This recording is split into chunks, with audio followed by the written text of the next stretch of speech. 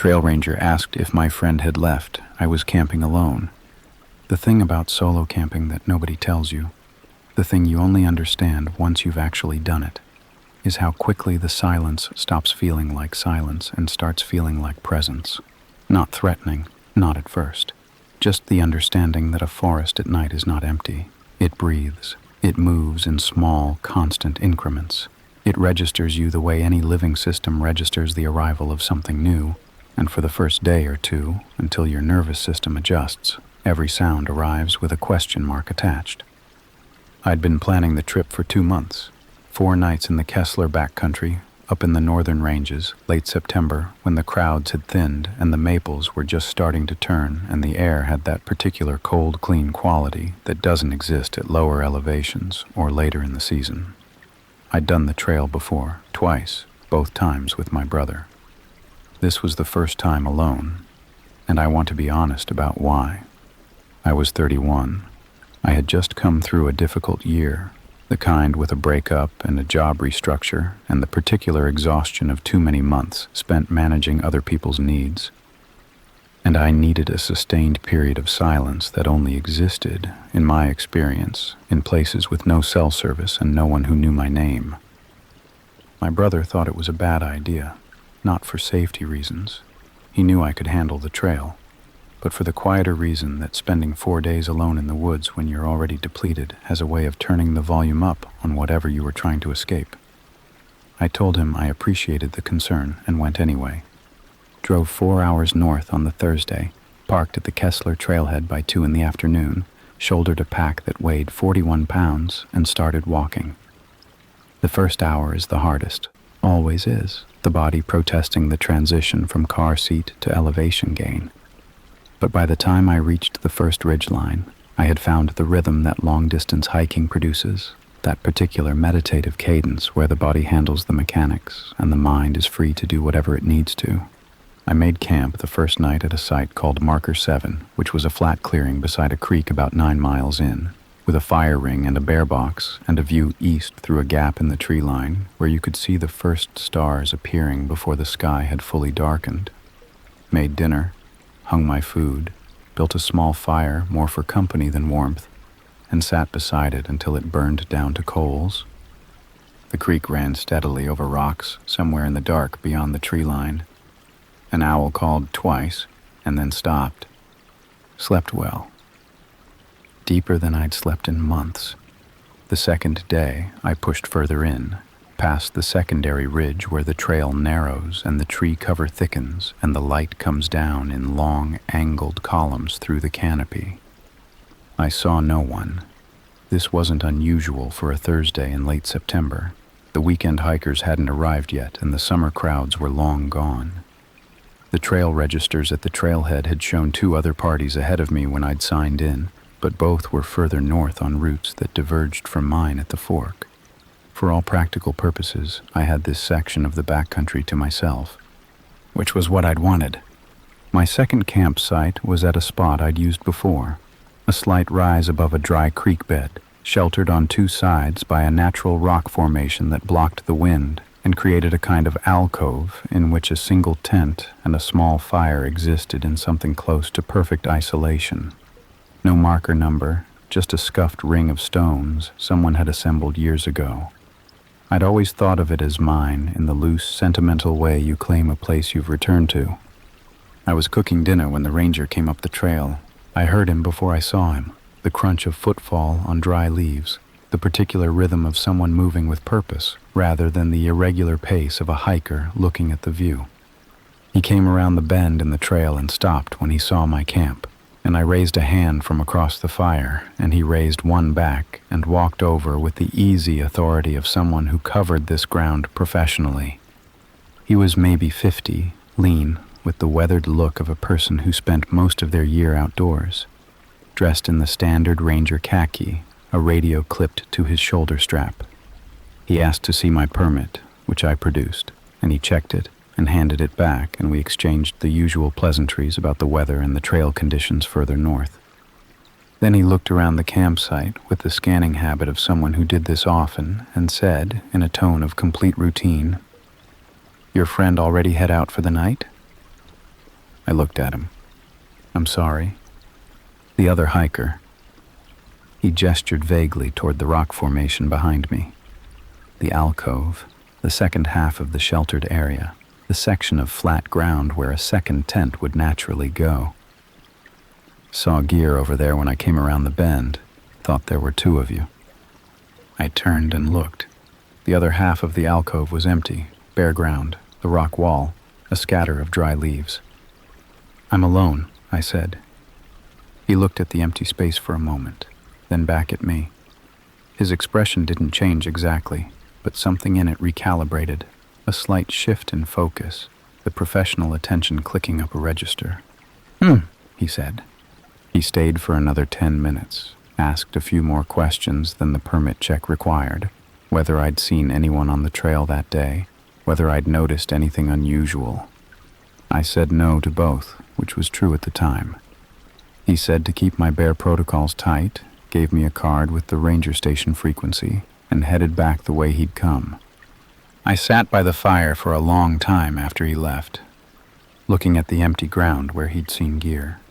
The leaves there were disturbed now that I was looking, pressed flat and slightly displaced, in a rough rectangle, roughly the size of a tent footprint, like something had been set down there, and recently moved. I want to be honest about what I did next, because it matters for understanding everything that followed. I told myself the ranger had been mistaken, not dismissively. I went through it carefully, the way a reasonable person does when they're alone in the woods 9 miles from the trailhead, and the alternative explanation requires them to accept that someone had been camped close enough to share their fire's warmth, and then vanished the moment a ranger appeared. I thought about sight lines, the bend in the trail, the angle of approach, the way the rock formation cast shadow in the late afternoon light. Thought about how a large pack set against dark stone could read from distance as camping gear, how the human brain pattern matches toward the expected, especially when the expected thing, a second hiker at a 2-person site, was entirely plausible. The disturbed leaves I accounted for less convincingly. Animals, I told myself, deer bedded down, a fallen branch I hadn't noticed and couldn't now locate. The explanations were thin, and I knew they were thin, but they were available. And that night, alone with the fire burning low and the creek running dark and cold somewhere beyond the tree line, available was enough. I reinforced my tent zipper, checked that my bear canister was properly secured 20 feet from camp, lay in my sleeping bag with my headlamp and a book I didn't read, listening to the forest settle into its night register, the small mammal sounds, the wind moving through the high canopy, the occasional crack of a branch contracting in the cold. Normal sounds, all of them within the expected range. I slept eventually, woke once, around 2, to something I couldn't immediately classify, not a sound exactly, more the absence of one. The creek had been a constant low presence since I'd made camp, the kind of background noise you stop consciously hearing within an hour of arrival. What woke me was the moment it became audible again, which meant something had briefly masked it. Some closer, louder sound that had stopped just before I came fully awake. I lay still, listened. The creek ran on. The wind moved. Nothing. After 10 minutes, I told myself it was a dream boundary, the way sounds from outside sometimes bleed into the last layer of sleep and rearrange themselves into almost sounds that dissolve when you reach for them. Went back to sleep. In the morning, I found the boot print. Single print, left foot, pressed into the soft earth at the edge of the clearing where the ground dipped slightly and held moisture. Boot tread, larger than mine. I held my own boot beside it without stepping on it, an instinctive preservation of evidence that I was slightly embarrassed about even as I did it. My size 10 sat smaller than whatever had made that impression. 11, maybe 12. I stood over it for a while.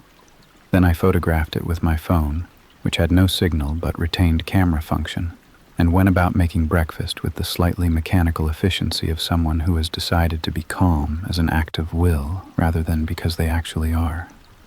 Third day on the trail, I saw him for the first time. I say saw. What I mean is that I became aware of being watched, which is a different thing and harder to explain to someone who hasn't experienced it. It's a physical sensation before it's a cognitive one, a prickling along the back of the neck and the high shoulders that the body produces when it has registered something the eyes haven't consciously processed yet.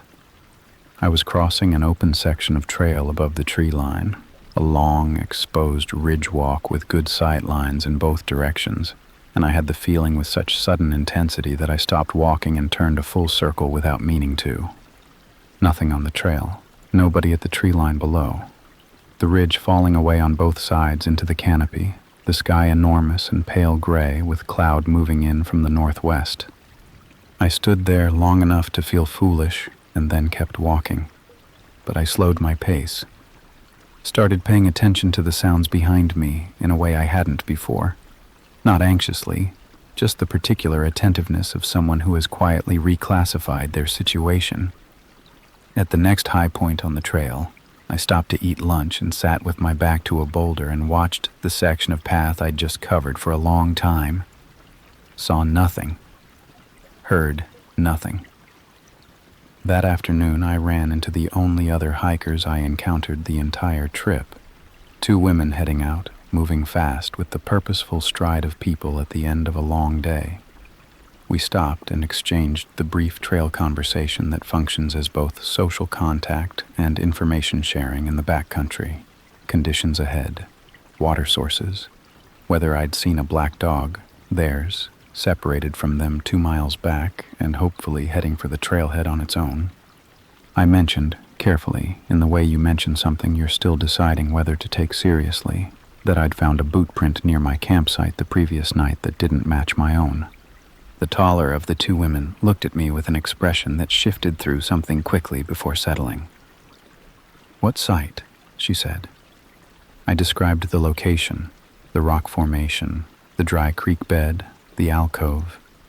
She looked at her companion briefly, then back at me.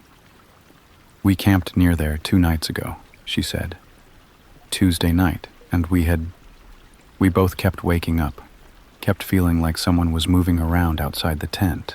She paused. "We didn't find anything, but we left earlier than we'd planned." Her companion said, "We thought it was an animal." The way she said it made clear she was no longer entirely sure it had been. I watched them continue down the trail until the path bent and they were gone. Then I turned and looked up at the section ahead of me, the trail climbing back into heavy tree cover, the canopy closing overhead where the path curved and disappeared. The light was already beginning to flatten toward late afternoon. I had 2 hours before I needed to make camp. I thought about the ranger's face when I'd told him I was alone, the particular quality of his recalibration. I thought about the leaves pressed flat in a tent-sized rectangle and the boot print in the soft earth, and 2 experienced hikers who had left a day early because something had kept moving around their tent in the dark. And I thought about how none of the sounds I'd been attributing to the normal register of a forest at night, the branch crack at 2 a.m., the prickling certainty of being watched on the open ridge. None of them had been definitively, provably wrong. They had just been unverified. I unclipped the bear spray from my pack strap and moved it to my hip pocket where I could reach it in under a second. Then I kept walking, but I kept walking faster. The third campsite was 3 miles further in than I'd originally planned. I'd intended to stop at a spot near the northern fork, a site I'd scouted on the map before I left. Flat ground, reliable water source, good exposure to the morning sun. But when I reached the fork in the fading afternoon light and stood looking down the spur trail toward it, something in me declined. Not a thought exactly, more the body casting a quiet vote. The trail leading to that site curved down through dense cover, a long slot of shadow between walls of old growth that the late light wasn't reaching. And I looked at it for a moment, and then kept going north on the main trail without fully deciding to. Found a different site 20 minutes later on a high open shoulder of the ridge, less sheltered than I would have chosen in better weather, exposed to the northwest where the cloud was building. but with unobstructed sightlines in every direction. No natural alcove, no rock formations close enough to provide cover, just open ground, a shallow fire ring, and 360 degrees of visibility that meant if anything came toward me in the night, I would see it from a long way off. I set up camp fast. Wind had come up with the elevation, and the temperature was dropping ahead of whatever was building in the northwest, and I had the tent staked and the fly tensioned and the fire going before the light was fully gone. Ate quickly, cleaned everything thoroughly, not because I was being careless about bears before, but because I was acutely aware now of how smell carried in cold air, of every small thing I could control. Then I sat by the fire and thought carefully about my options. I was, by my best estimate, 11 miles from the trailhead. The trail out was one route, back the way I'd come, past the rock formation alcove, past Marker 7, through the first ridge and down to the parking lot. I had no satellite communicator, which in retrospect I should have carried on a solo trip and which I had not brought because I'd done this trail twice before without incident and had let familiarity make me comfortable. My phone had no signal and had not had any since the first ridge. The ranger's card was in my hip pocket, a frequency, useful only if I had a radio, which I didn't. I had bear spray. I had a fixed blade knife on my pack strap. I had, in a practical sense, the tools you brought to manage the known risks of this environment, none of which included another person. Whoever was out there, and I was allowing myself now to think whoever, rather than whatever, to name the category of threat clearly rather than letting it blur into the more comfortable ambiguity of probably an animal, had been here for at least 2 nights, had been within range of my camp during the ranger's visit, and had moved quickly enough, quietly enough, to vanish before I turned around, had left one print in soft earth, and taken sufficient care to leave only one, which was not how animals moved, and not how careless people moved either. That was the part that kept returning, the care. The boot print was single and isolated in a way that suggested whoever made it had been watching where they placed their feet, had been moving along the drier ground and caught the soft patch only once, briefly, and then corrected. That wasn't someone who had wandered into the area. That was someone who knew how to move without leaving evidence and had slipped once. I put more wood on the fire and sat with my back to it so my eyes could adjust to the dark beyond the firelight. The wind moved through the high canopy above me with a low, continuous sound. Cloud cover had moved in fully, and the stars were gone, and the darkness beyond the fire's reach was the particular seamless black of overcast backcountry. No ambient light anywhere, nothing to see by except what the fire threw. I sat there for 2 hours, watching, listening. Heard nothing that didn't belong. Went to bed at 10 and lay in the dark with the bear spray beside my head and the knife unclipped from the pack and within reach, and told myself, steadily and without particular conviction, that I was fine. At some point past midnight, I woke to the tent fabric pressing inward. Not wind. I knew wind against a tent, had slept through plenty of it. This was pressure, localized and deliberate, from outside, applied to the upper section of the rainfly on the left side of the tent, like something leaning against it, like something resting its weight on it while it stood very close. I did not move, did not breathe. My hand found the bear spray in the dark with the muscle memory of having placed it there specifically so I wouldn't have to look. The pressure held for 4, 5, 6 seconds, then it released. I lay rigid for a long time in the aftermath of it, listening to my own blood in my ears, waiting for it to come back or for the sound that would tell me where it had gone. Nothing came. The wind moved. The canopy shifted overhead. The cloud cover pressed down on everything, and the darkness inside the tent was absolute, and I was alone inside it with a bear spray canister and a knife, and every instinct I possessed screaming at me to stay exactly where I was and not open the zipper. So I didn't open the zipper. I lay there until 4:30 in the morning, when the sky began its gray preliminary lightening and the world outside the tent became, in the most technical sense, visible. Then I unzipped it, slowly, one hand on the spray, thumb on the safety. I stepped out into the cold gray dawn and looked at the left side of the tent. The rainfly was intact. No damage, no mark. Nothing that would tell me definitively what had been there, except in the frost that had formed on the flat ground around the tent. Thin, fragile, the kind that comes in the last hours before dawn when the temperature finally bottoms out. There were two depressions, side by side, roughly parallel, the size and spacing of a person's feet, standing close to the tent, facing it, standing there long enough for the frost to form around them, long enough to leave their shape in the cold. I broke camp in 11 minutes. I know because I checked my watch when I started and checked it again when I shouldered the pack, and 11 minutes is fast, faster than I have ever packed before or since, faster than I knew I could do it without losing things or cutting corners I'd regret later. The tent came down while the sky was still the flat gray of early dawn.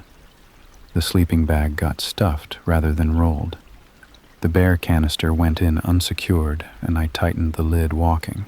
I didn't eat, didn't make coffee. Took one long drink of water from my bottle and started moving south on the trail before the light was fully up. Here is what I want you to understand about those first 2 miles. I was managing myself. That's the only way I can describe it. There was a version of me that wanted to run. Flat out, pack bouncing, crashing through the trail as fast as my legs would carry me. And there was a version that understood running in a rough backcountry terrain in low light, with a 41-pound pack, was how you broke an ankle and turned a bad situation into a critical one. So I walked fast. I walked at the absolute upper limit of what the terrain safely allowed, and I kept my breathing even, and I did not look behind me more than once every 30 seconds. 30 seconds was the compromise I'd negotiated with myself. Look back more than that, and the fear drove the tempo. Don't look back at all, and the not knowing became its own kind of paralysis. Once every 30 seconds, I turned and checked the trail behind me. 10 meters, 20, as far back as the path was visible before it bent or the tree cover closed. And then I faced forward and kept moving. The trail was empty every time I looked, which should have been reassuring. Wasn't. The forest around me was doing the same thing it had done on the ridge the previous afternoon. That quality of registered attention, the sense of being inside something's awareness without being able to locate the source of it.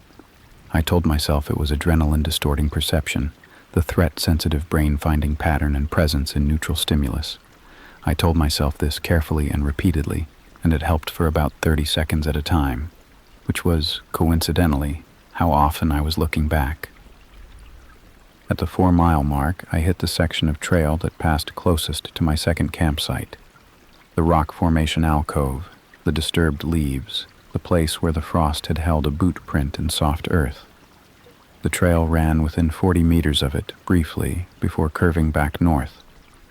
I considered cutting wide around it entirely, adding distance through untraveled ground, and then decided against it, because leaving the marked trail was a way of becoming less predictable and more vulnerable simultaneously, and I was trying to make decisions that a calm person would make rather than a frightened one.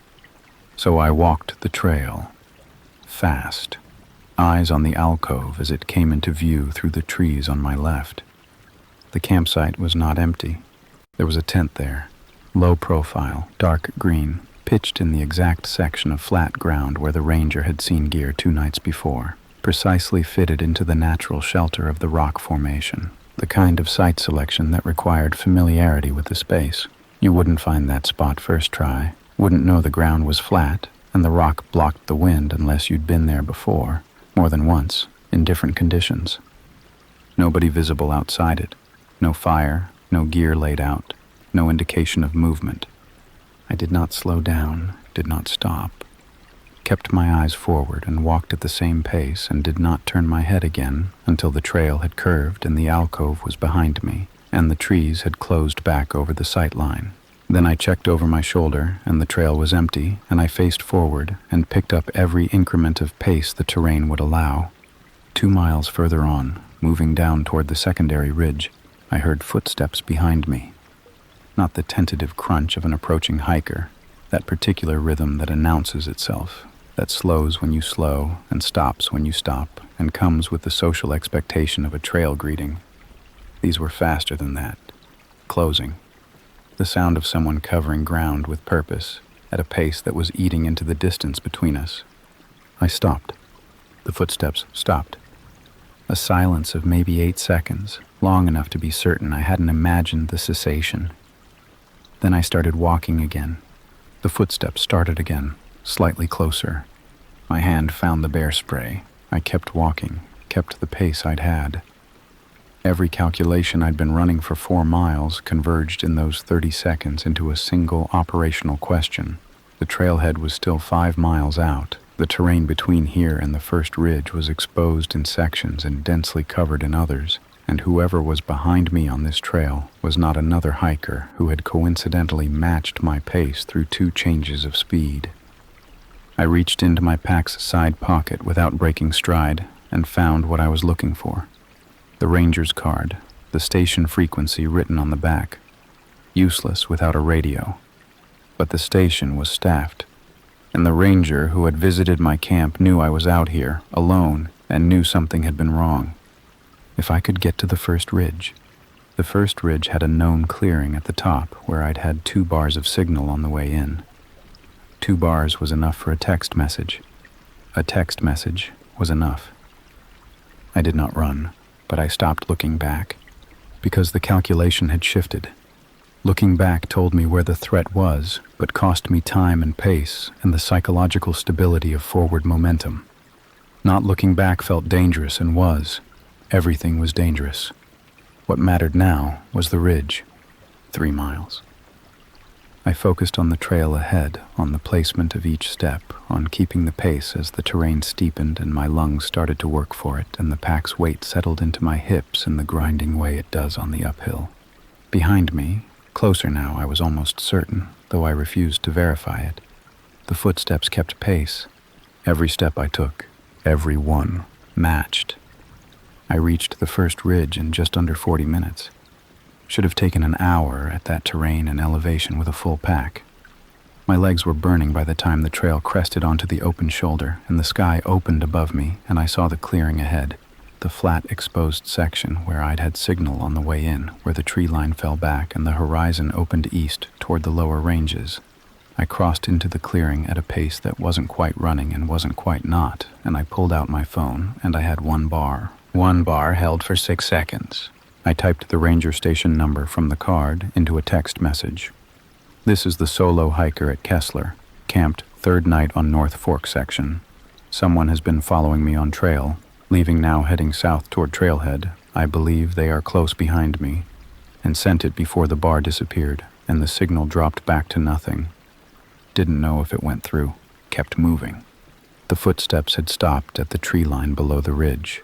I knew because I looked, finally. With the open ground of the clearing giving me distance and sight line, I turned and looked back at the trail emerging from the canopy 40 meters behind me. Empty.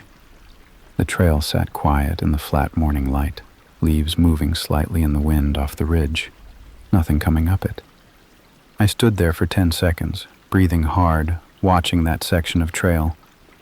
Then the tree line moved. Not wind. I knew wind. Had been watching wind move those branches for 3 days. This was lower down, ground level, the brush at the trail's edge shifting with the passage of something that had stepped off the path and into the undergrowth rather than continuing into the open clearing. It didn't want the exposed ground. I faced forward and walked. The remaining miles are difficult to recount in sequence because fear at that sustained level does something to time. Compresses certain stretches and stretches others, drops details you'd expect to remember and preserves ones you wouldn't. What I have is a series of impressions. The trail widening toward the secondary ridge, my pack straps cutting into my shoulders in a way I'd stopped registering. The light coming up properly now. The cloud cover thinning, the world acquiring color and definition in the way it does around 7 a.m. in the mountains. A section of muddy trail where I could see my own prints from 3 days before, heading in, and I stayed in them. stepping in my own tracks like a child playing a game, because if I stayed in existing prints, I would not leave new evidence of my exact route through that stretch. Some part of my brain was still problem-solving, still running calculations. I was frightened in a way I had never been before, and my hands were shaking, and at one point I realized I was crying without having decided to, and wiped my face with the back of my wrist and kept moving, because stopping was the only thing that wasn't an option. The ranger met me 2 miles from the trailhead. He was coming up the trail toward me, the same ranger, same khaki, radio at his shoulder.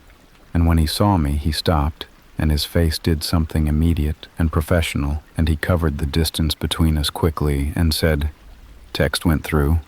Where are they?" I told him behind me. How far, I didn't know.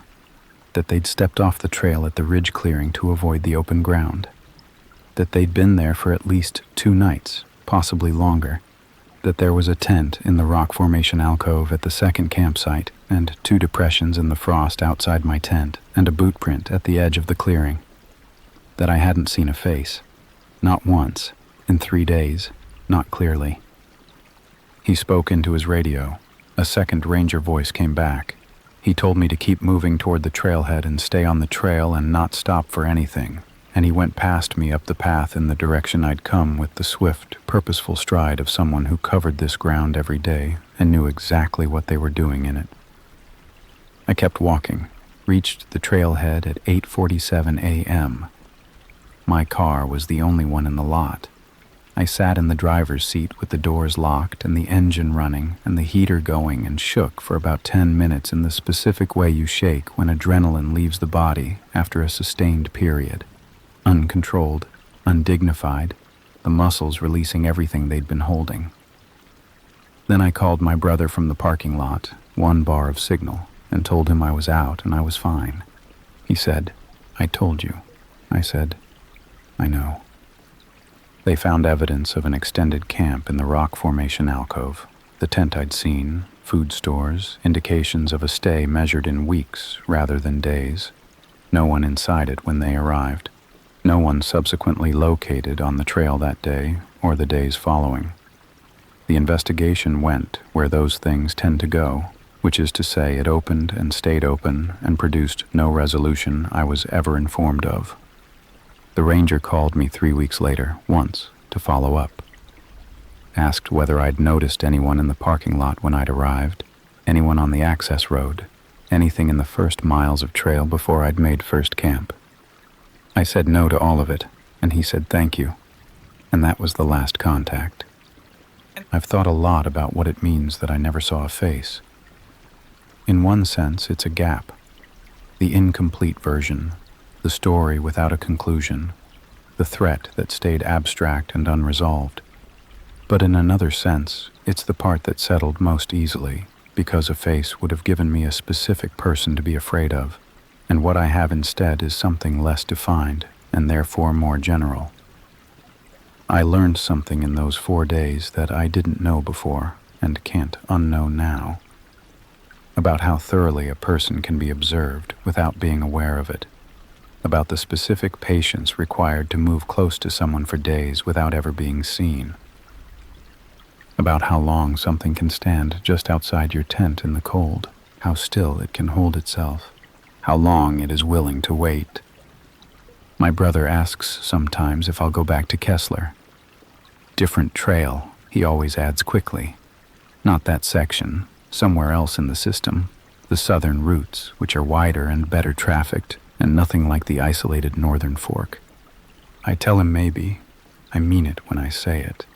But I haven't gone yet, and before I do, before any of it, I'll be carrying a satellite communicator. I'll have told 3 people exactly where I'm going and when to expect me back. I'll have the ranger station number preloaded and a radio frequency memorized. And I will be paying attention, every step, every sound, every 30 seconds. That's what I have now, in place of the ease I used to carry into those places. The knowledge that silence isn't absence, that a forest watching you and a person watching you can feel, at first, like exactly the same thing. And that sometimes, when it feels like a person, it is.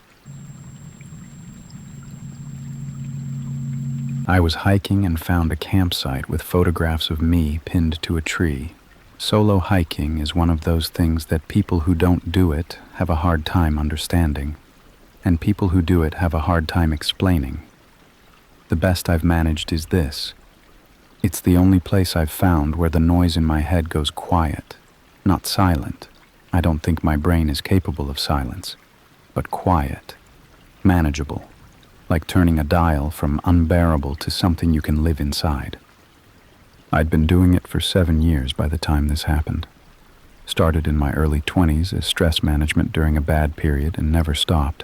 Graduated from day hikes to overnights to the occasional 3-day stretch into the backcountry where the trail signs get sparse and the only sounds are the ones the forest makes for itself. The Aldrich Range in eastern Oregon had been my primary range for the last 2 years, close enough to drive to on a Friday evening, remote enough to actually be alone. I knew the trails there the way you know a road you've driven 100 times, by feel, almost. By the way the light moves through the trees at different hours. The trail I was on that Saturday was one I'd done maybe a dozen times. Moderate elevation gain, a creek crossing at mile 4, a ridgeline view at mile 7 that I never got tired of. I'd signed the trailhead register at 8 in the morning, October 11th, clear sky, temperature in the low 40s, the kind of crisp autumn day that makes the whole endeavor feel worth the 4 a.m. alarm. My pack weighed 22 pounds. I had 2 days of food, a water filter, a shelter, and my emergency beacon, which my mother had given me 2 birthdays ago, with the energy of someone who wanted to say, please stop doing this, but had decided to be supportive instead. I didn't see another person on the trail until mile 3, and that was just a man with a retriever coming the other way, both of them moving fast, the dog's tags jingling in the cold air. We nodded. I stepped aside for the dog. That was the full extent of human contact for the day, which was exactly what I'd come for. The trail past mile 5 moved into denser timber, old-growth Douglas fir, the trunks too wide to reach around, the canopy closing overhead into something cathedral. Sound changed in there. The wind dropped. Footsteps went soft on the needle bed. I'd always loved that section particularly, the way the light came through in long diagonal shafts and the whole forest seemed to be doing something slow and ancient and completely indifferent to the fact that I was passing through it. I was maybe half a mile into that section when I smelled the smoke. Not fresh smoke, not an active fire, not something immediate. The cold residue of a fire that had burned down hours ago. That particular gray wood smell that clings to cold air and carries further than you'd expect. I didn't think much of it. The area allowed dispersed camping with a permit, and I'd run into other campers before, usually set back from the trail in the clearings where the fir gave way to open ground. I noted the smell, the way you note any detail on a trail, registered and filed, part of the ongoing peripheral awareness of moving through a space that isn't yours. I found the campsite about 200 meters off the main trail. I shouldn't say found, stumbled into is closer. I'd moved off the path to filter water from a small runoff stream that cut down from the ridge, a spot I'd used before, and the campsite was in the clearing just beyond it. Small, well chosen, sheltered on 3 sides by the firs, good drainage, far enough from the water source to comply with leave no trace principles. Whoever had set it up knew what they were doing. It was empty, or appeared to be at first glance. No tent standing, no gear obviously laid out. Just the fire ring, stone-circled, with the cold ash of a recent fire sitting in it. A flat area of compressed needle bed where a tent had been pitched, the outline clear in the way that ground remembers pressure. Some time ago, but not long, the needles hadn't fully sprung back.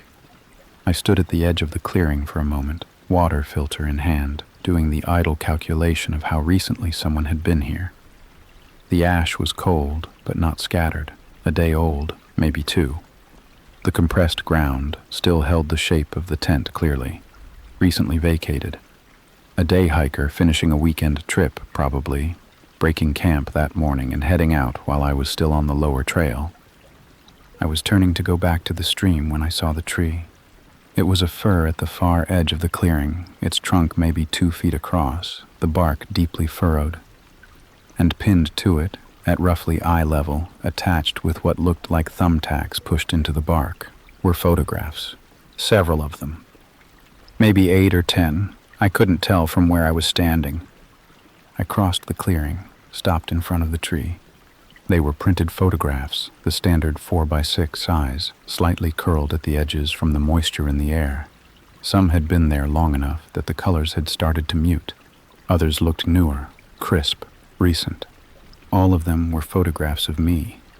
Different days, different sections of this trail, recognizable by the landmarks, the creek crossing, the ridgeline, the cathedral section of old growth I'd been walking through 20 minutes ago. In some, I had my green pack, in others my gray one, which told me they spanned at least 2 seasons because I'd bought the green pack in April. Different weather, different light, different distances from the camera, some taken from close enough that my face was clear, others from far enough that I was just a shape on a path, recognizable to anyone who knew what they were looking for. Dozens of times on this trail. Someone had been here with me, behind me, above me on the ridge, close enough for a clear shot and far enough to stay invisible. And I had never once known they were there. My first clear thought was a practical one, which is either a personality trait or a trauma response. I've never been sure which. Count them. I counted them. 11 photographs pinned in a loose arrangement that wasn't quite a grid, wasn't quite random. Some overlapping slightly at the edges, some with small gaps between them. The thumbtacks were the standard office kind, the translucent plastic heads, 4 colors, the kind that come in a mixed box. Somebody had brought a box of thumbtacks into the back country specifically to do this. That detail, the thumbtack box, kept snagging in my mind while I stood there. The deliberateness of it. You don't accidentally bring thumbtacks backpacking. They have no trail utility. No emergency function. They were here for one purpose, and that purpose was standing in front of me, trying to understand its legs. I took out my phone and photographed each one. My hands were steadier than they had any right to be, operating on some cool mechanical frequency that I've since recognized as the dissociative efficiency of a person in shock who hasn't processed that they're in shock yet. I moved left to right across the arrangement, documented each image, then stepped back and photographed the full arrangement on the tree, then the fire ring, then the compressed area where the tent had been, then the wider clearing. Then I stopped and actually looked at the photographs. The earliest ones, identifiable by the gray pack and the summer light, the trail dry and pale, were taken from distance, 50 meters, maybe more. I was a figure in a landscape in those ones, small against the firs, the camera aimed from elevation, which meant whoever took them had been above me on the slope, watching me pass below. The more recent images were closer, considerably closer. In the last 3 or 4, taken in what looked like September light, the autumn color just beginning in the understory, I was close enough that the focal length must have been modest. Not a long telephoto, not a high-end wildlife lens. Something portable. Something a person could carry in a pack without it being conspicuous. Getting closer. Over time, getting closer. I stepped away from the tree and turned slowly in the clearing, looking at the tree line. Every direction. The old instinct. The trail awareness I'd built over 7 years. Running its scans without being asked to. Measuring sight lines, checking for movement, calculating angles. Nothing moved. The firs stood their ground, the way firs do, enormous and indifferent, the wind barely reaching in under the canopy. No sound except the creek 100 meters back and the distant call of something I couldn't identify. I was alone, or I appeared to be alone, which was no longer the same thing. My beacon was in the hip pocket of my pack. I unclipped it and held it, not activating it. An emergency beacon brought out search and rescue was for medical emergencies and getting lost, not for standing in an empty clearing with a handful of photographs and a feeling. The feeling was significant and getting louder, but it was not yet a broken leg. I started moving back toward the main trail, steady and deliberate, not running. Running would require me to fully inhabit the fear, and I wasn't ready to do that yet. On the main trail, I stopped and looked both directions. Empty, the firs, the needle bed, the cold afternoon light coming through at its October angle, long and thin. Nobody coming from the ridgeline direction, nobody coming from behind me. I started moving. Back the way I'd come, toward the trailhead. 7 miles, mostly downhill. 4 hours of light left, which was enough if I moved well. I set a pace that was faster than comfortable and slower than panic, and tried to think clearly about what I knew. Someone had been following me on this trail, not once, not opportunistically, but repeatedly and over an extended period. They had printed the photographs, which meant they had a printer, which meant the images had been taken home and developed before being brought back out here. They had a campsite in a clearing off a trail that I used regularly. They had been here recently. The ash in the fire ring was cold, but the compressed ground still held shape, and both of those things put the last occupation within the last day or two. On a trail I had signed into at 8 this morning, the trailhead register. I'd signed in at 8 a.m. Name, date, expected return. It was a standard practice, the kind of basic safety measure every solo hiker did, and it meant that anyone who checked that register before I arrived would have known I was coming today. I walked faster. The creek crossing at mile 4 felt different on the way back, exposed, the water too loud, the stepping stones requiring me to look down when every part of me wanted to keep my eyes up and moving. I crossed in 8 seconds and didn't slow down on the other side. The trail behind me stayed empty each time I checked, which was every 3 or 4 minutes, turning casually the way you turn when you want to appear to be looking at something other than whether you're being followed. The light was going amber by mile 2. The trees thinning, the sky opening up again, the trailhead parking lot visible through the last stand of timber. My car was there, the only car now, the man with the retriever long gone, and the sight of it produced a physical response I hadn't anticipated, a sudden loosening in my chest and shoulders like a knot coming undone. I got in, locked the doors, and sat for a moment. Then I looked at the trailhead register through the windshield. The small wooden box on its post, the sign-in sheet inside, my entry from this morning, the last thing written in it. And below my car window, in the gravel of the parking area, I noticed something I hadn't seen when I arrived. Tire tracks. A second set, distinct from mine, from a vehicle that had parked beside me at some point during the day and was no longer there, pointing in the same direction as the trail, heading in at roughly the same time, judging by where the track sat relative to mine in the gravel. Someone had followed me in this morning, had been on that trail today, might have been on it right now, behind me in the trees I was no longer in, finding me gone and understanding what that meant. I started the car and drove. I drove for 40 minutes before I pulled over. Not because I'd calmed down, I hadn't, but because the shaking in my hands had gotten bad enough that I didn't fully trust myself on the curves, and I wasn't willing to add a ditch to everything else. I pulled into a gas station outside a town called Fossil, killed the engine, and sat with both hands flat on my thighs and breathed until the shaking subsided to something manageable. Then I called my friend Petra. Petra was the person I called in situations that required someone who would listen without immediately trying to fix things and then help fix things once listening was complete. I'd known her since graduate school. She answered on the second ring, and I talked for about 10 minutes without stopping, the whole thing coming out in the slightly disconnected sequence of someone unspooling events that are still too close to be organized. The photographs, the thumbtacks, the campsite, the tire tracks, the register with my name and my expected return time sitting in an open wooden box at the trailhead. She was quiet through all of it in the way that meant she was thinking rather than waiting to respond. "Don't go home tonight," she said. "Petra, I'm serious. You don't know who has your address. You don't know what else they have. A pause. Where are you right now? I told her. She told me to find a motel in the nearest town, pay for 2 nights, and call the county sheriff in the morning. Not the evening. The morning, she said, when the right people would be working and the report would go to someone with the authority to do something with it. She told me to send her the photos I'd taken at the campsite, all of them, so there was a second copy somewhere that wasn't my phone.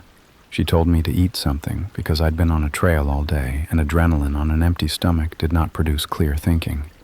I did all of it. Found a motel in a town called Condon, 12 rooms, a vending machine. The owner, a retired woman named Helen, who seemed to find my request for a second-floor room facing the parking lot entirely unremarkable. Ate a gas station sandwich in my room and sent Petra the photos, and then sat on the edge of the bed and looked at them myself for the first time since I'd taken them. 11 photographs. I went through them in order, slowly this time, without the dissociative efficiency of the clearing. With the ordinary terrible clarity of a woman sitting in a motel room in Condon, Oregon, understanding what she was looking at. The earliest ones were from late spring, the gray pack, the dry trail, long light. I'd been to the Aldrich Range 3 times in May and twice in June. In 2 of those May photographs, I could see my own profile clearly enough to note that I was wearing earbuds, which I did on the easier sections where terrain didn't require full attention. I looked relaxed in them, unhurried, completely unaware. The progression across the photographs was what kept forcing its way through every other thought. Distance to subject, photo by photo, far, far, medium, medium, close, close, very close.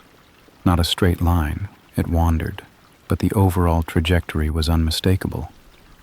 Whatever had governed the early photographs, the choice to stay at distance had been shifting.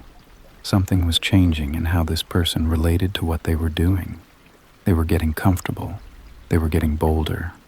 The last photograph in the arrangement was the one I came back to 3 times, taken from behind and slightly above, maybe 20 meters, recent, the autumn understory bright in the background. I was standing at the creek crossing, 1 foot on the first stepping stone, looking down at the water. My pack, my jacket, my hair pulled back the way I wore it on the trail. Taken from the elevated bank behind me, the shooter would have been perhaps 10 meters off the main path, stationary, waiting for me to stop, knowing I would stop at the creek, knowing my route well enough to get ahead of me and find a position. I put my phone face down on the nightstand and looked at the ceiling of the motel room for a long time. The heater ran in the corner, ticking and warm. Outside the window, the parking lot sat under a single orange light, my car the only one in it, the high desert dark pressing in on all sides. Somewhere back on that trail, in the cathedral section of old growth that I had loved for 2 years, someone had stood 20 meters behind me and watched me look at a creek and decided not to make themselves known. Not yet, I kept thinking. The photographs were not a confrontation.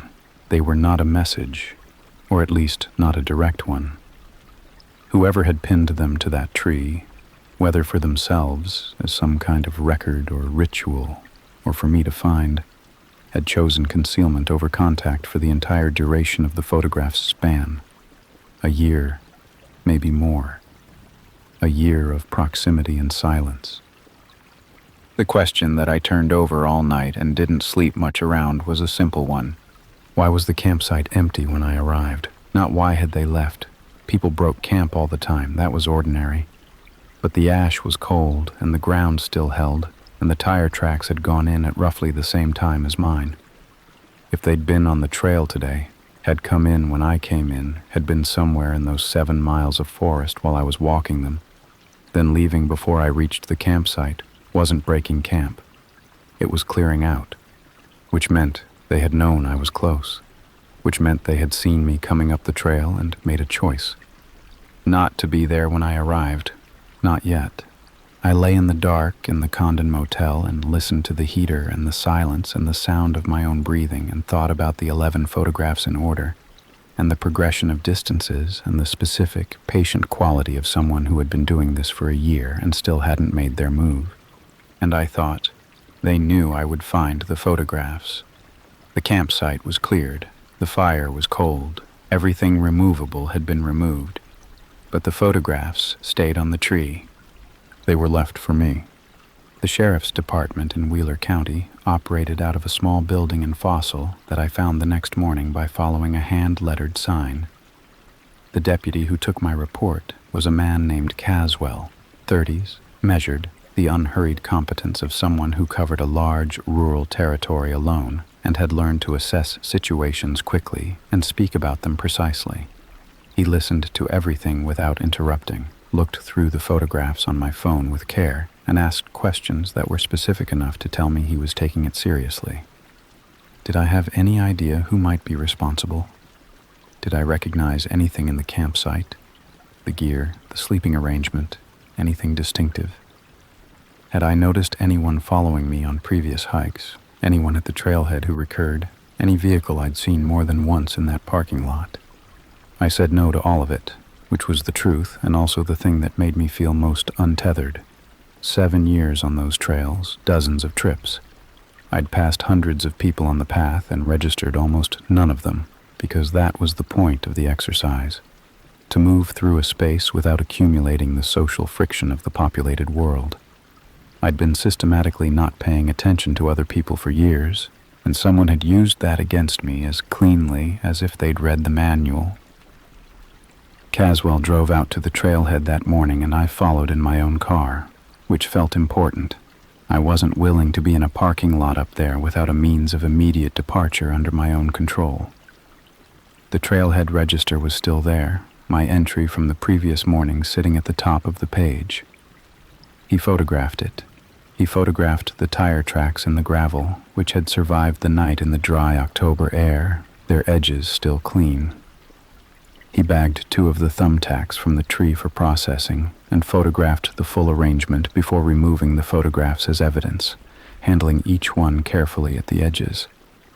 Watching him take them down was strange. 11 photographs of me, removed from a tree in the backcountry by a deputy I'd met 3 hours ago. Each one going into a labeled evidence bag. I stood at the edge of the clearing in the cold morning light and felt the acute strangeness of seeing images of yourself handled as evidence of something done to you. Caswell said he would contact the Oregon State Police, who had jurisdiction over the forest land, and that the case would be handed to a detective with more resources for this kind of investigation. He said the tire track impressions might be useful if there was a database match. He said the thumbtacks and photograph prints might yield something forensically, though he was honest about the likelihood. He said all of this in the same measured tone, not offering false optimism, not minimizing. "Is it safe for me to go home?" I asked. He looked at me for a moment. "Do you know if this person knows where you live?" "I don't know what they know," I said. "That's the problem." He nodded. "Then I'd treat it as a precaution until we know more. Is there somewhere else you can stay for a few days?" There was. Petra, who'd been texting since 6 that morning, had already offered without being asked. I drove to Portland and stayed with Petra for 4 days. 4 days of her apartment and her deliberate normalcy, cooking dinner, watching television, talking about things that had nothing to do with any of it.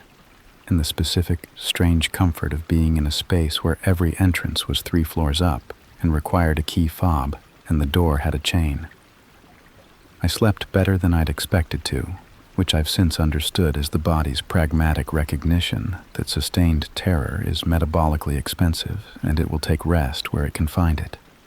The state police detective contacted me on the 3rd day. Her name was Reinhold, and she was thorough in a way that felt different from Caswell's thoroughness. Wider, more systematic, asking about my online presence, my social media, whether I'd posted about the Aldrich Range publicly, whether I'd tagged locations and photographs, whether I was part of any hiking communities online where I'd mentioned specific trails. I was. A forum I'd been part of for 4 years, a regional hiking group, maybe 200 members. The kind of place where people posted trail conditions and gear recommendations and trip reports. I'd posted trip reports from the Aldrich Range multiple times, detailed ones, with photographs, trail notes, the kind of write-up that a serious hiker appreciated and that contained, I now understood, a comprehensive map of my habits, which trails I preferred, which sections I loved, how often I went, when in the season I went. I'd handed someone a schedule without knowing I was doing it. Reinhold asked me to compile a list of every member of the forum I'd interacted with, every reply to my posts, every direct message, every username I recognized from repeated engagement. I spent an evening going back through 2 years of posts with a focus I'd never applied to them before, reading interactions I'd dismissed at the time as ordinary trail conversation, looking for anything that in retrospect sat differently. There was one username that appeared more than the others, replied to 4 of my Aldrich Range posts, always with substantive comments, trail conditions, specific landmarks, questions about my route that I'd answered openly because that was the culture of the forum. Had sent me one direct message about gear in the autumn of last year that I'd replied to briefly and forgotten. The account had 47 posts total across the forum's history, all of them engaging with content posted by women who hiked alone in the same region. I sent the username to Reinhold. She called me back the following morning. Her voice had the same careful economy it always had, but something underneath it had shifted slightly. A focus, a compression, the tone of someone who had found a thread and was already pulling it.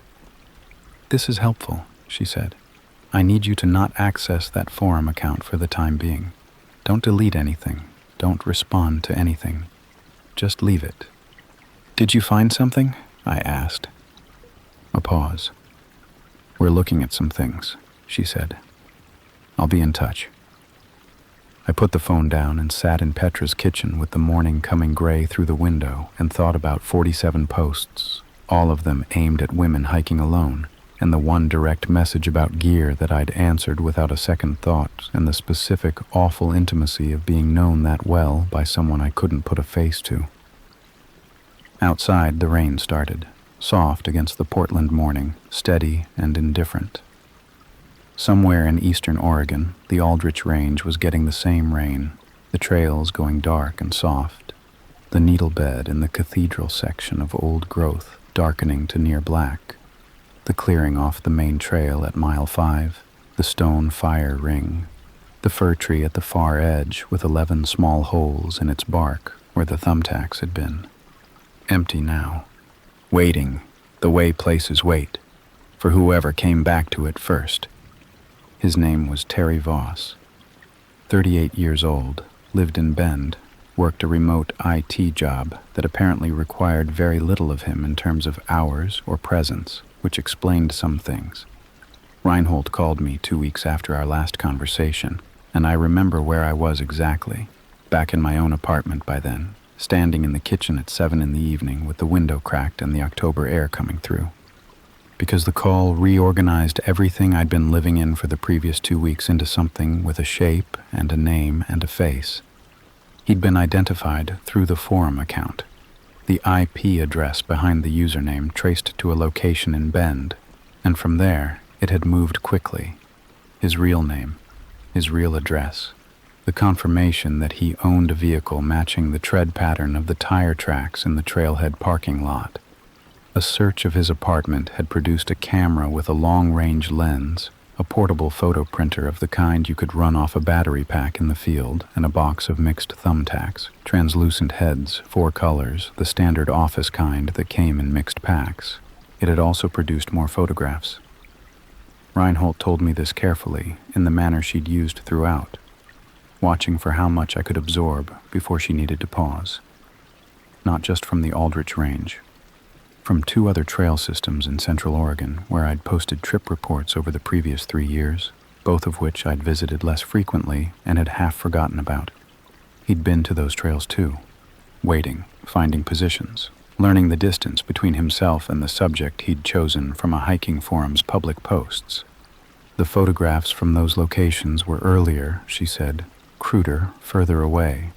The Aldrich Range images were his most recent work, his most technically accomplished, she said, which was the word she used and which I have carried with me ever since in a way that I don't have good language for.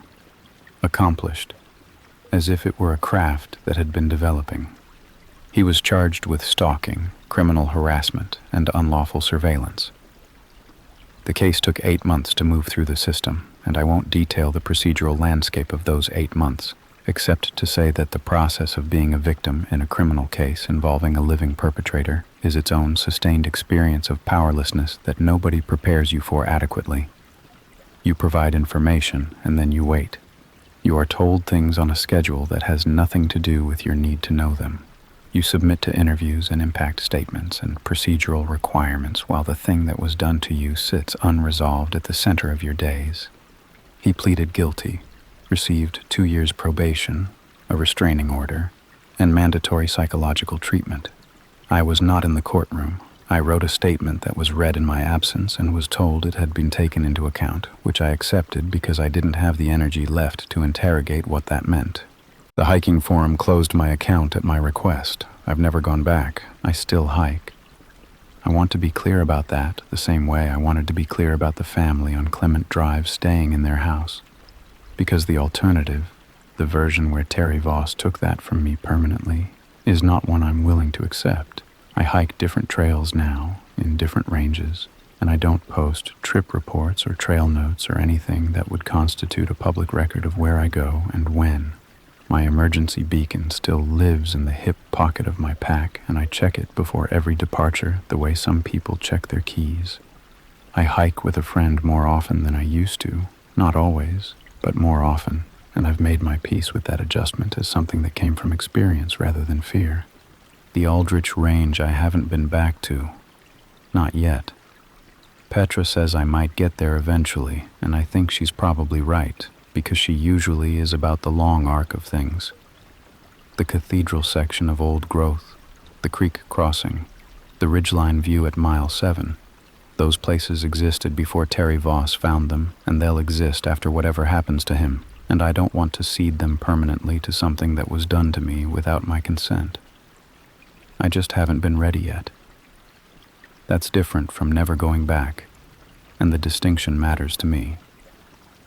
What I think about most when I think about this, which I do less than I used to, in the way that time provides a slow reduction of the volume of things without ever quite turning them off, is the cathedral section. That specific half-mile of old growth where the canopy closes and the wind drops and the footsteps go soft on the needle bed and the whole forest does something slow and ancient that has nothing to do with you. The place where I first smelled the cold smoke. I'd been walking through that section for 2 years, thinking I was alone in it, thinking the silence was mine and the light was mine, and the particular piece of moving through something enormous and indifferent was something I had found on my own and carried with me out and back, and that belonged to no one else. He was in those trees, in that specific silence I had loved, watching me move through it from positions I'd never looked toward, from angles I'd never checked because I'd never had a reason to, patient and practiced and getting closer with each season, and I never knew. That's the part that has never fully resolved, not his guilt, not the investigation, not the photographs or the thumbtacks or the forum posts, just that basic, unreachable fact that the place I went to be alone had never been what I thought it was, that the silence I trusted had been occupied all along. I know how to hike now in a way I didn't know before. I know what to register and what to verify and what it means when something in the periphery of your awareness keeps raising its hand, asking to be acknowledged. I know the difference between a fire ring with cold ash and a fire ring with cold ash and recently compressed ground and tire tracks in a parking lot and my name in an open register at the trailhead. I know that knowing all of that came at a cost I didn't choose to pay, but I'm still out there, still moving through it, still finding the places where the noise in my head goes quiet. I'm just not alone in them the way I used to be. I know that now. And knowing it, carrying it, factoring it in, staying alert to the edges of the frame. That's not the same thing as being afraid. Or at least, that's what I keep telling myself on the good days. On the good days, I mostly believe it. I woke up in my tent and the zipper was open. There were barefoot prints in the mud, circling my tent over and over. The first thing I noticed was the cold, not the ambient cold of a September morning at elevation that I was used to, that I'd slept through a dozen times before on trips like this one. This was the cold of air moving, the specific chill of a breeze where there shouldn't be one, coming from somewhere close and wrong. I surfaced from sleep slowly, the way you do when you've been deep under, and lay in my sleeping bag for a moment, with my eyes still closed, trying to locate it. The tent was open, not unzipped all the way, maybe 8 inches, the fly hanging loose where the two sides of the main zipper met at the bottom of the door panel. Enough to explain the cold, enough to show me a strip of pale gray morning sky and the wet, dark ground outside and the particular silver light of early dawn in the mountains. Everything still and flat and absolutely silent in the way that high ground is silent before the birds start. I sat up. My sleeping bag was damp at the collar from the condensation that had come in through the gap. The tent floor was dry otherwise. It hadn't rained or had stopped before I'd woken. I looked at the open zipper for a moment, trying to remember whether I'd gotten up in the night, and I was fairly certain I hadn't. But fairly certain was a blurry thing at 6 a.m. after bad sleep. I zipped it closed, lay back down, stared at the dome of the tent above me. I was a long way from deciding to be frightened yet. I want to be clear about that, because looking back, it's easy to make myself sound naive for not reacting more strongly to the zipper. But tent zippers fail. They catch and slip and work themselves loose on their own, especially older models, especially in cold weather when the metal contracts. My tent was 4 years old and had done a long stretch of seasons with me. A slipping zipper on a cold night was not an unreasonable explanation. What changed my mind was the mud. I got up properly around 7 when the light was strong enough to be useful, unzipped the door panel all the way and stepped outside into the wet grass and cold air of the campsite and stood up straight and looked at what was in front of me. My name is Nadia. I was 23. This was the 3rd day of a solo 5-day backpacking trip in the Cascades, a route I'd done once before with a college friend and had wanted to return to on my own, partly because I'd loved it, and partly because I was at a point in my life where I was actively trying to prove something to myself about being capable of solitude. The campsite I'd chosen was a small flat clearing set back from a creek, about 4 miles from the nearest trailhead, ringed by old-growth fir on 3 sides, and the creek bank on the 4th. I'd chosen it specifically because the trail register at the trailhead had shown no other entries for the past 5 days. I'd wanted to be alone. I had assumed I was. The prints were in the mud strip that ran along the edge of the clearing where the ground cover thinned out and the bare earth showed. They were clear and complete, full-foot impressions, heel to toe, the kind that meant whoever had made them had been walking at a normal, unhurried pace. No shoes, no boots, bare feet in mountain mud at some point in the night while the temperature had been sitting at roughly 40 degrees. They circled my tent, not once. Not a single loop that could have been someone walking past and veering briefly close out of curiosity. Over and over. The same path, worn into the mud and overlapping impressions. So many passes that in places the individual prints had merged into a continuous track. The circle was tight, maybe 4 feet out from the tent wall at the widest point. Whoever had made it had been close enough that I could have reached through the tent fabric and touched them. I stood outside my tent in the gray morning and looked at those prints and felt the cold in a way that had nothing to do with the temperature. I crouched down and examined them more closely. Adult foot. Large, a man's most likely, though I couldn't be certain. No pattern, no tread, no indication of any kind of sole. The depth was consistent throughout, not varying the way prints do when someone is rushing or changing pace. Even, patient, the prints of someone who had walked the same circle so many times at such a steady rhythm that the mud had absorbed it like a record. I stood back up and turned a slow circle and looked at the tree line on all three sides. The firs were thick and dark, and the early morning light didn't reach far into them. Anything standing more than 20 feet in could have been invisible. Nothing moved. I am a person who backpacks alone. That means I am, by self-selection, someone with a relatively high tolerance for isolation and the particular psychological demands of being genuinely remote. I'd spent nights in the backcountry where the sounds were strange and the dark was complete, and I'd managed all of it by applying the same rational framework. Identify the sound, find the reasonable explanation, proceed. Most things that went bump in wilderness nights were animals. Most things that felt ominous were the mind filling in narrative where there wasn't one. I applied the framework now, and it failed completely. There was no animal explanation for this. No bear or deer or any quadruped made prints like these, and no animal paced a perfect tight circle around a tent for long enough to wear a track into the ground. The framework had a minimum requirement of ambiguity, and these prints did not give me any. They were human. They were deliberate. And they had been made while I was sleeping 4 feet away with the zipper of my tent worked open by someone who had been close enough to reach it. I went back inside and sat in my sleeping bag and held my bear spray in both hands and waited for enough daylight to make a decision I could live with. It took me about 3 minutes to decide. I was leaving. Before I did anything else, I took photographs, 12 of them, working my way around the full circle, crouching close to capture individual prints, and then stepping back for the wider shots that showed the scope of it, the sheer repetition, the track worn into overlapping impressions, the tightness of the radius around my tent. I did it quickly and methodically, the way you do when some part of your brain has decided that documentation matters, even if you don't yet know exactly why.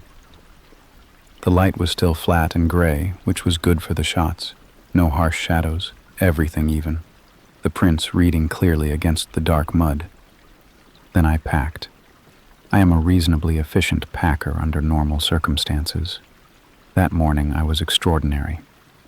Sleeping bag rolled and stuffed in 4 minutes, pad folded, stove and cook set and food bag retrieved from the bear hang I'd strung between 2 furs the night before, everything compressed and loaded into my pack with the focused speed of someone who has given herself permission to be frightened, but not yet permission to panic. Those are different things. I needed the first to move quickly, and I needed to hold off the second until I was somewhere it wouldn't slow me down. I was on the trail by 7:40. The route back to the trailhead was 4 miles, all of it downhill except for one short ridge crossing in the first mile. I'd done it in just under 2 hours on the way in, loaded, at a comfortable pace. Moving the way I was moving now, I figured I could do it in 90 minutes. I put my head down and walked. The trail followed the creek for the first half mile before cutting up through the firs toward the ridge. I stayed in the center of the path and didn't use my earbuds, which I normally did on stretches like this one. Every sound the forest made arrived unfiltered. The creek loud to my left, the wind moving high in the canopy above, a woodpecker somewhere in the trees ahead working at something with mechanical persistence. Normal sounds, expected sounds. I cataloged each one and kept moving. I was about 20 minutes out when I noticed the boot prints had stopped. My own tracks from the previous day were visible in the muddier sections of the trail. The distinctive lug pattern of my hiking boots, heading toward where I'd camped. I'd been watching them without meaning to, some automatic part of my attention using them as a kind of familiar thread to follow. And then, at a point where the trail curved left around a large Douglas fir, they were joined by something else. Bare feet again, coming from the trees on the right side of the trail, joining my tracks heading in the same direction I'd been going, toward my campsite. And then, after maybe 30 feet, stepping off the trail again and back into the forest on the left. I stopped, stood very still on the trail, and looked at where they disappeared into the undergrowth and felt my breathing go shallow in the specific way it does when the body is running threat calculations faster than the mind can keep up. The prints were heading toward where I'd been camped, which meant they'd been made at some point before I woke up. Someone moving through the trees, intersecting the trail briefly, continuing toward the clearing. I crouched down and examined the closest print. Same size as the ones at the campsite. Same absence of any sole pattern, any tread, any indication of footwear at all. Barefoot, through old-growth fur in 40-degree September darkness. I stood back up and kept walking. Faster now, not quite at the pace that would cost me over 4 miles, but faster, my pack shifting and settling with the change in rhythm. The ridge crossing came up, and I took it without stopping to rest at the top the way I normally would. Just crested it and started down the other side into the second drainage, the trail narrowing between the firs and the hillside, the creek below audible but not yet visible. About a mile from the trailhead, I heard something that made me stop a second time. Behind me, on the trail. Not close, maybe 150 yards back, somewhere in the trees above the switchback I'd just come down. A sound that my brain parsed before I could stop it from doing so. Because it was a sound I knew in the way that every person knows certain sounds without being taught them. Breathing, not an animal, not the wind, not the creek finding a new register as I moved through different terrain. Deliberate, rhythmic, the kind of breathing that meant a body working at some exertion, climbing a trail, moving fast, covering distance. There for 2 or 3 seconds, and then gone, swallowed by the ambient sounds of the forest, leaving me standing in the middle of the trail with my hand wrapped around the bear spray at my hip and my heart doing something loud and mechanical against my ribs. I did not turn around. I have thought about that decision many times since, and I believe it was the right one, though I can't fully articulate why. Something in me understood that turning around was an invitation to an interaction I did not want, that whatever was behind me on that trail was aware of my position and had been aware of it all morning, and that the only useful information I would gain from turning around was visual confirmation of something I was not prepared to see alone on a trail a mile from help. I walked. Not running. Running meant exhaustion, meant a twisted ankle on wet switchbacks, meant arriving at the trailhead depleted instead of functional. I walked as fast as I could without running, and I kept my hand on the bear spray, and I did not look back. I heard the breathing one more time, closer, somewhere in the trees just off the trail to my left, maybe 50 yards out. Same rhythm, same deliberate quality, then nothing. Then the trailhead parking lot appeared through the trees, and my car was exactly where I'd left it, and I covered the last 100 yards at something between a walk and a run that I don't have a clean word for, and I got in and locked the doors and sat there with my hands on the wheel and the engine running for almost 4 full minutes before I could make myself put it in reverse.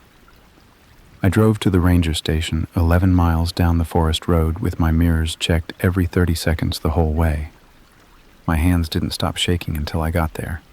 The ranger station was a low timber building set back from the road with a flagpole out front and a bulletin board by the door covered in trail maps and bear safety notices and a laminated sheet about leave no trace principles.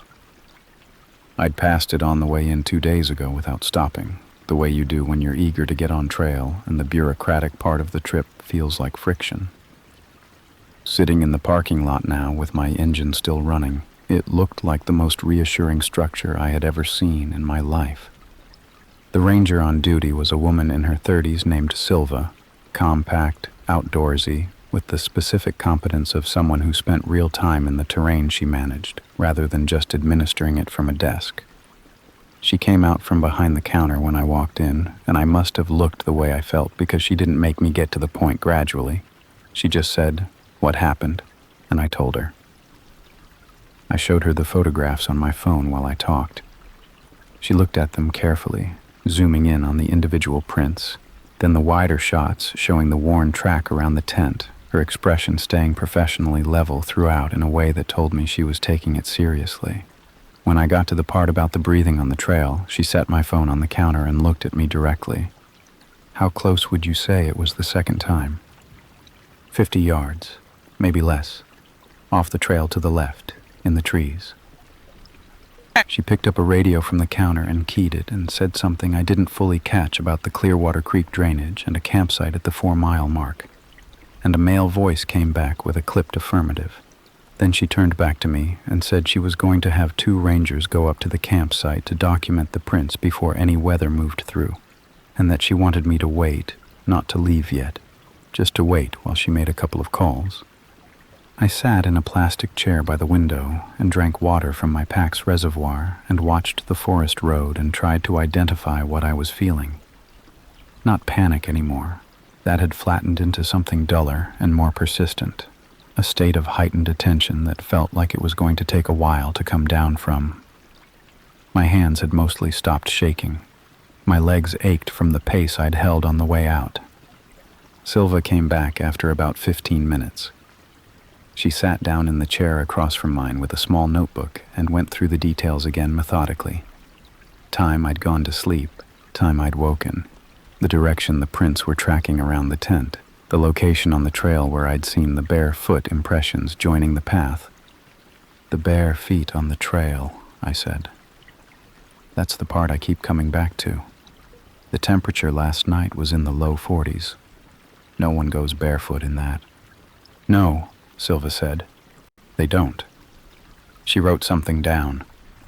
Are you aware of any other parties in the area? Anyone you passed on the way in? Anyone at the trailhead when you arrived? I told her about the register at the trailhead. No entries for 5 days before mine. She nodded and said the register wasn't comprehensive, that plenty of people didn't sign in, but that it was consistent with what her staff had been seeing on that drainage lately. Low traffic, mid-September. Most parties had wrapped up their season. She said the last registered permit in that corridor had been 9 days ago, a party of 3 who'd come out without incident. Is there anyone living in this area? I asked. Off-grid, backcountry, anyone who might use these trails without registering? She held my gaze for a moment before answering. There have been reports, she said carefully, over the past couple of seasons, of what we'd describe as an unidentified individual using the backcountry in this general area. We've had 3 or 4 other incidents, not identical to yours, but in the same category. Campers reporting sounds at night, signs of someone in proximity to campsites. The plastic chair was very hard beneath me, and no one has identified who it is. No, we've had law enforcement out twice. They didn't find anyone. She said it without any suggestion that she found this acceptable, just the flat honesty of the situation as it stood. What you're describing is the most significant incident we've had from that corridor. The prints at the campsite, the interaction on the trail. That's a level of proximity that the other reports didn't include. I sat with that for a moment. 3 or 4 other incidents, 2 law enforcement responses, and nothing found. No one identified. The backcountry simply absorbing whoever this was the way it absorbed everything else. Quietly, completely, without leaving a trace that could be followed back to a source. Should I have turned around? I asked. On the trail, when I heard the breathing. Silva considered the question with the seriousness it deserved. No, she said. You did the right thing. You documented, you left quickly, you came here. That's exactly right. The 2 rangers came back at midday. I was still there, sitting with a cup of coffee Silva had made me from a pot on a hot plate behind the counter, when they came through the door and pulled her aside. I watched them talk in low voices near the entrance, watched her ask a question and watch one of them answer it with an expression I couldn't read from across the room. Then she came back over and sat down. They documented the prints at the campsite, she said. Good photos, clear impressions. They'll go into our incident report and we'll forward everything to the county sheriff's office. She paused. They also found something else. About 200 meters into the tree line on the north side of the clearing, off trail, no path to it. She showed me a photograph on her own phone. A small space in the trees. The undergrowth cleared away in a rough circle maybe 6 feet across. the ground flattened and compressed the way ground gets when it's been used regularly over time. A fire ring, cold, ash gray, and old, and around the edges of the cleared space, tucked against the base of the surrounding firs and the shadows where they wouldn't catch the eye. The faint rectangular impressions in the moss and needle duff where something flat and weighted had rested. Many times, long enough to leave marks. Where someone had put down a bedroll, not once, over and over, a place they returned to, 200 meters from where I'd been sleeping. I looked at the photograph for a long time without saying anything. "How long?" I asked finally. "How long has someone been using that space?" Silva looked at the photo and then at me. The ranger's assessment was at least 1 season, possibly 2. 2 seasons. Spring, summer, into fall. Whoever this was had been in those trees long enough to wear the ground flat, long enough for the impressions to set into the moss, long enough to build a fire ring with old ash and return to it enough times that the surrounding area had the settled, inhabited quality of somewhere lived in rather than passed through. I handed her phone back. "I'm not going back in there," I said. Not a question, not seeking confirmation. Just a fact I was stating for my own benefit as much as hers. "No," Silva said, "I wouldn't." I gave Silva my contact information and she gave me hers, and I drove out of the Forest Service road onto the state highway and kept driving for 20 minutes before I pulled into a gas station and sat in the parking lot and let myself do what I hadn't let myself do all morning. I shook. Properly, fully, the way you shake when the body finally gets permission. Hands on the wheel, forehead dropped forward, breathing audibly in the way I'd been controlling since I'd packed my tent in the gray early light. It lasted maybe 3 minutes. Then I went inside and bought a coffee I didn't taste, and a granola bar I ate mechanically in the parking lot and got back on the highway and drove the 2 hours home. I called my friend Petra from the road. She was the person I called when things went wrong. Had been since college, since the first time something had gone genuinely badly, and I'd discovered which of my friends had the quality of absorbing difficult things without flinching. She listened to the whole account without interrupting, and when I finished, there was a brief silence. And then she said what Petra always said when something was real and serious, which was simply, "Okay, what do you need?" I told her I didn't know yet. She said she'd come over that evening, and I said yes. I got home around 2 in the afternoon. My apartment was exactly as I'd left it 2 days ago. Dishes in the drying rack, a half-finished cup of tea on the counter that had gone cold, my cat asleep in the patch of afternoon sun on the bedroom floor. I stood in the middle of it and felt the particular, complicated relief of a space that was unambiguously mine, that had walls and locks and neighbors within earshot, that had none of the dark and open quality of 4 miles of forest at night. I sat down at my kitchen table with my phone and went through the photographs for the first time properly.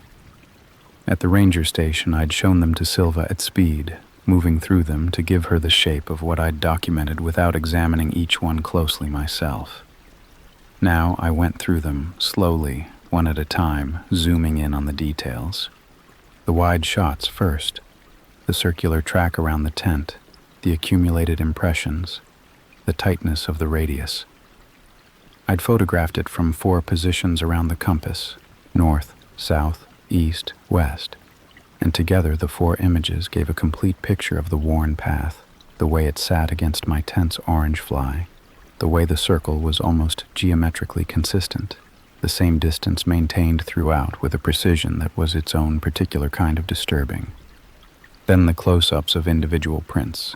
I went through them methodically, zooming into each one, and it was on the 7th photograph, the one I'd taken from the north side, crouching close, trying to capture the heel-to-toe depth of a single clear impression, that I saw something I hadn't seen at the campsite in the flat morning light. Something the closer look on a phone screen in a quiet kitchen made visible in a way the physical print in the mud hadn't. The foot that had made it was not right. I don't mean wrong in the sense of unusual or unexpected. I mean structurally, anatomically. The proportions were off in a way that took me several seconds of looking to fully articulate. The toe spread was too wide, the arch too pronounced, the relationship between the ball of the foot and the heel too long.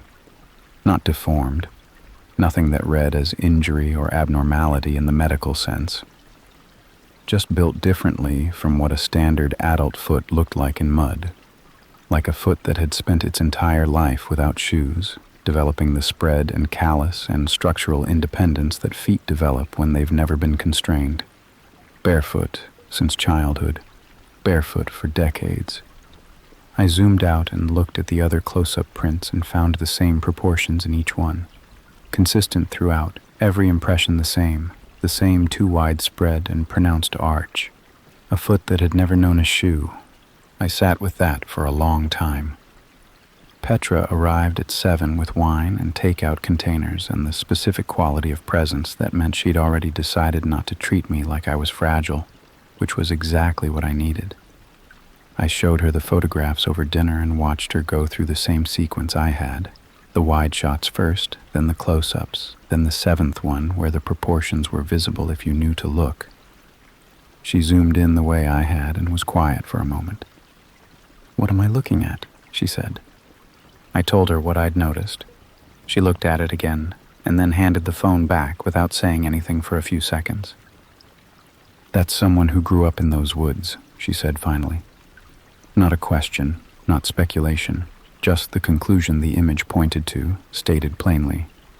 Someone who had never worn shoes or had stopped wearing them so long ago that the foot had restructured itself around their absence. Someone for whom 40-degree mountain nights were ordinary rather than dangerous. Someone who had been in that drainage not for a season or two, but possibly for much longer than that. Possibly for the entirety of a life lived outside the boundary of anything mapped or administered or known. The kind of person for whom 200 meters of forest was not a retreat, but a home. The kind of person for whom a campsite 4 miles from a trailhead was not remote. It was the edge of their territory. It was the nearest point at which the world they inhabited met the world that didn't know they existed. And that person had spent some portion of the night walking tight circles around the orange tent of a 23-year-old woman who had come into their territory alone and gone to sleep. I didn't tell Silva about the foot proportions. I called her the next morning and left a message asking her to look at the 7th photograph again and zoom into the print, that there was something in the anatomy worth noting, and she called back that afternoon and said she'd seen it and had flagged it in the incident report and forwarded it to the county sheriff. She said she couldn't share the details of where the investigation was at that point. She said she'd be in touch if anything developed. That was 3 years ago. She has never called. I want to tell you what I lost because I think that part matters as much as what happened. I'd been backpacking since I was 16. My father had taken me the first time, a weekend trip in the Olympics, 2 nights, more rain than either of us had packed for. And something had locked into place on that trip that had stayed locked for 7 years. The mountains were the place where I felt most like myself. Not in a romantic or abstract way, in a specific, physical, repeatable way. The weight of the pack on my hips, the rhythm of uphill, the particular quality of silence at elevation where the ambient noise of the constructed world dropped away completely and what was left was just weather and water and the sound of your own breathing. I went every season I could manage. I'd done solo trips since I was 20. The solitude was the point. I haven't done a solo trip since. I've tried. Not in the Cascades. I gave those up without much internal debate, accepted that those particular mountains now had a layer on them that wasn't going to lift. But other ranges, other corridors. I planned a trip to the Sierras the following summer and got as far as the trailhead and sat in my car for 40 minutes and then drove back out. I planned another one in the Wind Rivers 2 years ago and made it 2 miles in before I set up camp, lay down in my tent in the early evening dark, heard the tree line settle into night around me, and felt the specific awareness of exposure that I'd never felt in a backcountry camp before, the understanding of how completely, thoroughly alone a person was 4 miles from a road, and what that meant now that I knew what it could mean, and broke camp at 9 p.m., and hiked out by headlamp. I go with people now. It's not the same thing. The photographs are still on my phone, not in a folder, not archived anywhere special, still in my camera roll where I took them 3 years ago, scrolling past them occasionally when I'm looking for something else. My therapist, who I started seeing about 8 months after the trip, asked me once why I hadn't deleted them, and I told her I didn't know. She suggested that keeping them was a way of maintaining proximity to something unresolved, of not allowing the question to close because closing it meant accepting that it wasn't going to be answered. She was probably right. She usually was.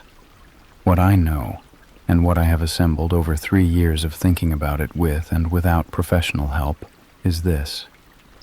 There was a person living in those woods. Not camping. Living. The distinction matters, and I feel strongly about making it. A fire ring with old ash built and tended over seasons.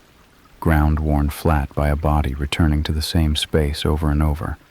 A foot shaped by decades without shoes, bearing weight against mountain terrain in 40-degree dark, with the ease of someone for whom this was not hardship, but simply Tuesday night. That person knew I was there before I camped. The prints on the trail showed they had tracked my path in, had intersected the trail at the point where my tracks were already laid, had followed them the direction I'd been going, had peeled off back into the trees with the casual ease of something that lived in those trees and didn't need the trail to navigate them. They knew my campsite before I'd finished setting up. They were in the trees 200 meters away when I cooked dinner, when I read by headlamp, when I hung my food bag and unrolled my sleeping pad, and zipped my tent closed and went to sleep believing I was alone. And then in the night, at some point in the hours I wasn't conscious to measure, they came to the clearing and walked circles around me. Not to take anything, not, as far as I know, as far as anyone found evidence of, to do anything. Just to walk. The same tight circle, the same patient rhythm, the same radius maintained with the consistency of someone who had done this before and knew the right distance, a ritual almost, orbiting a sleeping person in the dark for long enough to wear a track into the ground. That's the part I can't file anywhere useful. The practical threat, the proximity, the open zipper, the possibility of what could have happened. I've done enough work on that to hold it at a manageable distance most of the time. What I haven't been able to file is the motivation, the why of the circles. Why not approach? Why not enter? Why not do anything other than walk the same loop over and over around a tent until the first gray light came up and then melt back into the trees? Watching. Marking. Something I don't have a clean word for. My therapist says some things don't resolve into understanding and that learning to carry an unanswered question is its own kind of work. I believe her. I am doing that work. Some days it goes better than others. I still look at the photographs sometimes. The 7th one especially, zoomed in on that print, the too wide spread, the pronounced arch, the proportions of a foot that had never in its life been put inside a shoe. Evidence of a life lived so far outside the margins of the mapped world that its body had restructured itself accordingly. There is something in that image that I find both terrible and, in a way I can't fully justify, almost unbearably sad. Whatever that person was or is, wherever they are in those mountains right now, tonight, in whatever weather September has brought to the Cascades this year. They were there long before I arrived, and they will be there long after anyone stops looking. The forest keeps its own census. I just happened to spend a night inside it. I take people with me now when I go into the mountains. I tell them it's because it's more fun that way, that the solitude thing was a phase, that there's something better about sharing it. Sometimes I even believe that when I say it. But the real reason, the one I can say now, 3 years out, with enough distance to be honest about it, is that I am afraid to be the only warm thing in the dark again. And I don't know if that will ever change. I found a handmade shelter in the woods behind my house. Inside was a journal with my daily schedule written in it. My dog found it. That's the only reason I know any of this, which is something I think about often. the specific randomness of a Labrador following a scent into the tree line on a Sunday afternoon in November, and the version of my life that exists in the world where she hadn't. Her name is Biscuit, which tells you everything you need to know about the fact that I named her when I was 26 and thought whimsy was a personality. She's 7 now, mostly gray around the muzzle, and she has the particular stubbornness of a dog who has spent 7 years learning exactly how far she can push before I call her back in earnest. That Sunday she pushed further than usual, crashing into the brush at the back of the property and disappearing through the gap in the fence line where 2 posts had rotted and separated. I called her twice, got nothing but the sound of something moving fast through dead leaves, deeper into the trees. I followed her in. The woods behind my property aren't vast, a quarter mile of mixed second growth before you hit the access road that runs along the back of this whole stretch of rural lots. The kind of scrubby, unglamorous woodland that accumulates behind houses in areas that were farmed once and aren't anymore. I'd walked it plenty of times in the 3 years since I'd bought the place. Knew the topology of it well enough. The low, wet section near the fence, the slight rise toward the back where the older trees grew, the deer trail that ran diagonally toward the access road. Nothing remarkable in it. Nothing I'd ever felt any unease about. I found Biscuit at the rise. She was standing about 15 feet off the deer trail, nose down, tail moving with the slow, methodical wag that meant she'd found something that required serious olfactory attention.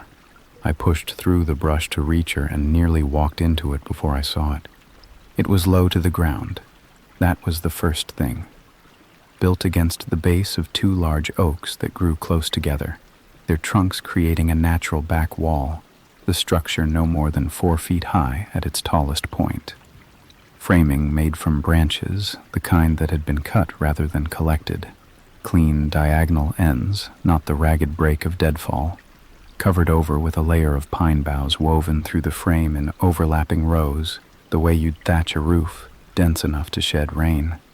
From the deer trail it was invisible. From 10 feet away in good light it was barely visible. The color and texture matched the surrounding brush so closely that my eyes had tried to file it as a deadfall pile before my brain caught up. I stood there for a moment, Biscuit at my feet now, both of us looking at it. My first thought was kids. The neighborhood has a few families. There's a middle school 2 miles up the road, and the woods behind a row of rural properties are exactly the kind of place a 12-year-old builds a fort in. I'd done it myself at that age. The construction was better than anything a 12-year-old would manage. But I told myself maybe an older kid, a handy one, a teenager who'd watched bushcraft videos and taken it seriously. I crouched down and looked through the low opening. The floor was bare earth, but had been cleared and leveled, and someone had laid down a sleeping pad. The thin foam kind, the type you find in outdoor surplus shops for $15, dark green. It was pressed flat and slightly dirty along the edges in the way that objects get when they've been used regularly rather than occasionally. A dark canvas bag was tucked against the right-hand interior wall, the kind with a drawstring top. A metal water bottle, the paint worn off one side. A folded wool blanket, the dark gray of army surplus that carried the particular permanent compression of something slept under many times. I reached in and pulled the canvas bag toward me. Inside, a lighter, a small folding knife in a nylon sheath, a short stub of candle, 2 energy bars, a waterproof bag containing what looked like a folded piece of paper and a small notebook, the kind with a cardboard cover, the wire spiral along the top, 80 pages or so. I should have left it there. Should have taken a photo, backed out, called the non-emergency police line, and let them handle it. I know that. Looking back, the sensible architecture of what I should have done is very clear. But I was 3 years into living alone in a rural property, and I had a dog and no close neighbors and a quarter-mile of woods between my back fence and the access road, and there was a sleeping pad and a wool blanket that had been slept on many times, and I needed to know how scared to be before I decided what to do next. I opened the notebook. The first page had a date at the top, 11 months ago. In the column below it, written in a small, neat, unhurried hand, was the following: 7:14, lights on, kitchen 7:43, back door, let the dog out 8:02, car in drive, didn't leave 9:30, upstairs window, working at desk 12:18, lunch, kitchen light 1:05, back door again, dog out again 5:47, lights on in second floor room 10:22, lights off, main bedroom. I sat back on my heels in the cold afternoon air. My daily schedule, 11 months of it. The page I was looking at was from 11 months ago, and there were 80 pages in this notebook, and I had not yet looked at how recently the last entry had been made. Biscuit pressed her nose against my arm. The woods were very quiet around us. I turned to the last page with writing on it. The date at the top was 4 days ago. I didn't read all of it. I want to be clear about that because it matters. I didn't sit there in the cold and work through 80 pages of time-stamped entries.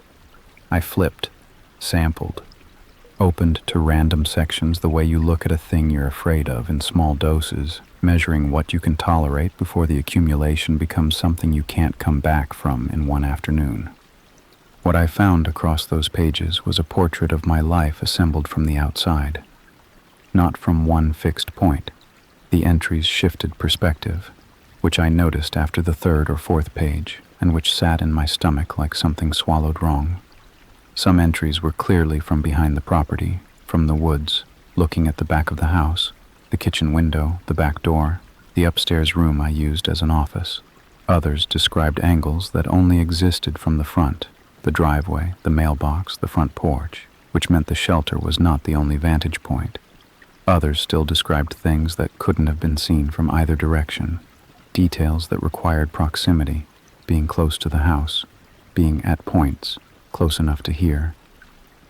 8:55, phone call, animated, laughing. Couldn't hear subject. 6:30, cooking, radio on in kitchen. Country station. 11:14, couldn't sleep. Lights on until 1. The country station detail stopped me for a long time. I do listen to the radio while I cook. I do favor the country station my mother had always kept on in her kitchen, which I had inherited as a preference without examining it. I had never told anyone that, not in any conversation, not online, nowhere.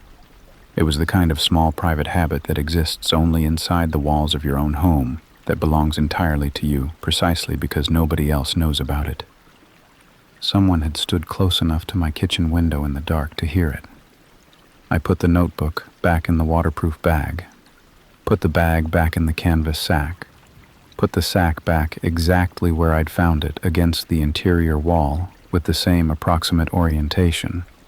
Whether that was the right instinct, I still don't know. There's an argument for taking it, for removing their documentation, and there's an argument for leaving everything undisturbed so that whoever came back wouldn't know I'd been there. I chose the second without fully thinking it through, driven by something animal and instinctive, the understanding that disturbing this space created a variable I couldn't control. I backed out of the shelter, stood up, looked around the woods, gray afternoon light coming flat through the leafless canopy, wind moving in the upper branches, carrying the distant sound of a car on the access road, faint and brief, and then gone. Nothing at ground level, no movement, no sound that didn't belong, the brush lying still in every direction.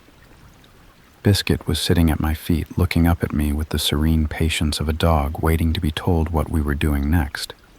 I clipped her lead, which I should have done before we left the yard, and walked back toward the house at a pace that I was trying to keep measured, and probably wasn't. Inside, I locked the back door, the deadbolt and the interior chain, both of which I rarely used because I lived alone on a rural property and had never felt the need to, and stood in my kitchen for a moment while my hands decided whether they were going to shake.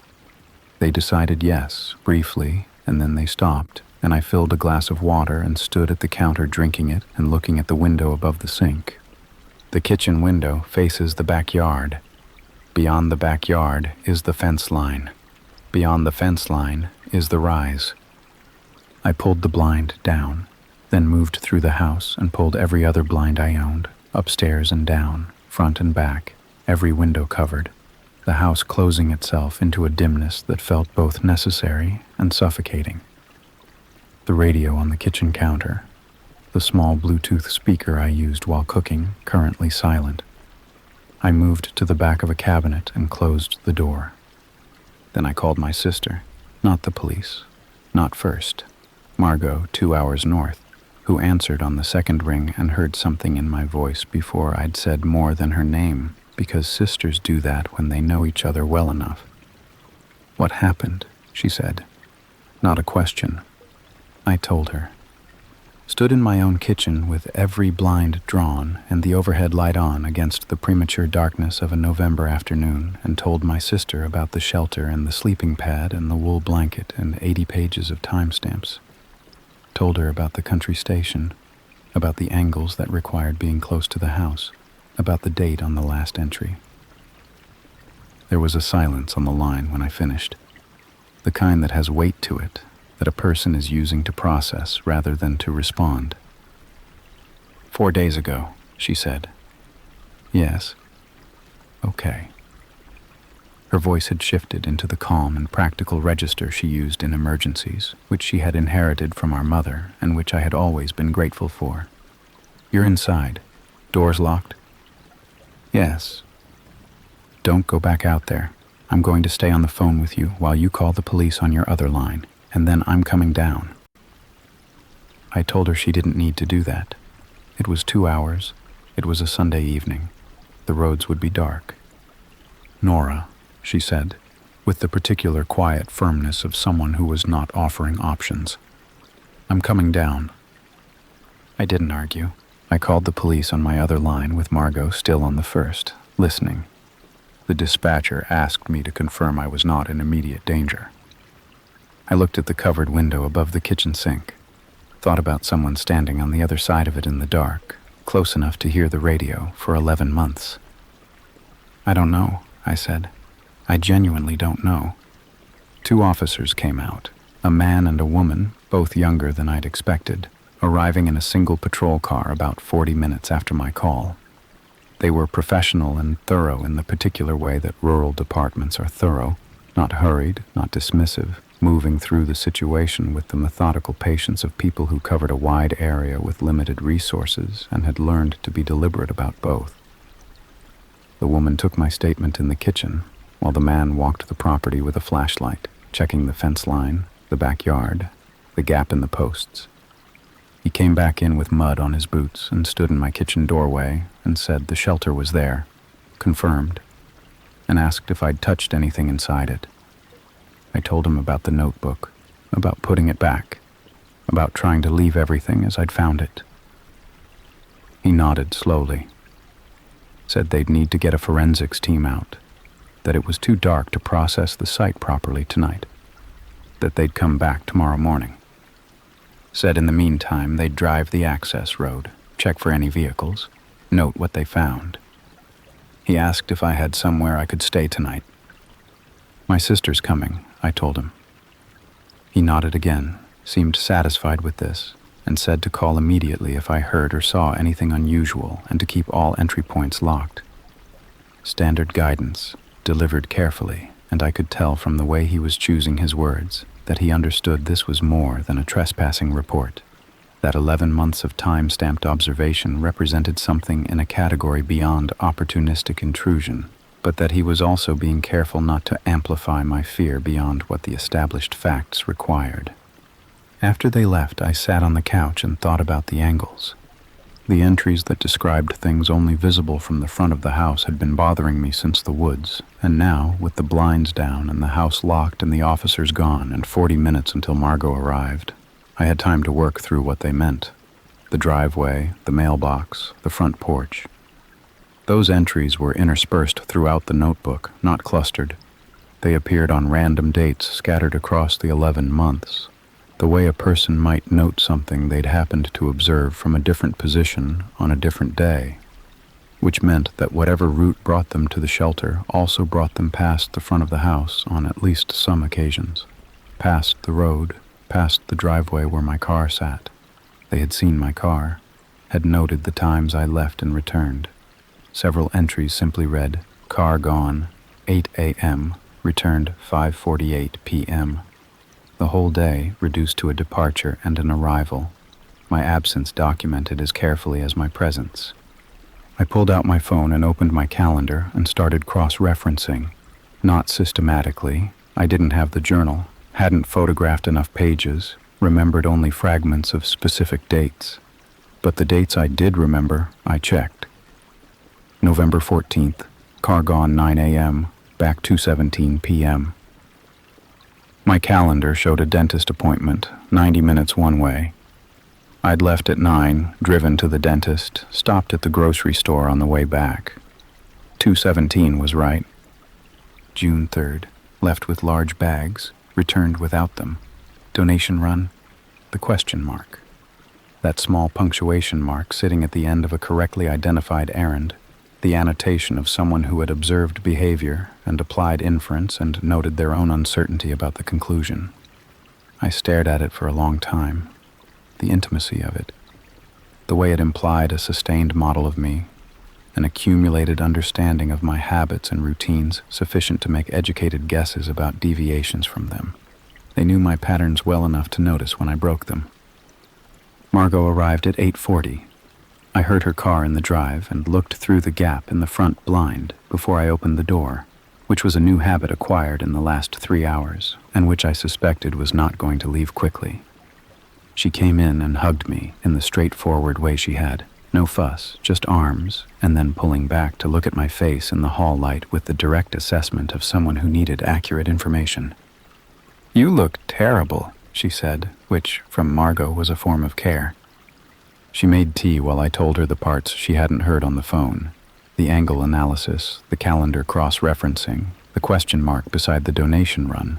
She listened without interrupting, which was also a form of care, and when I finished, she sat across from me with her mug and was quiet for a moment.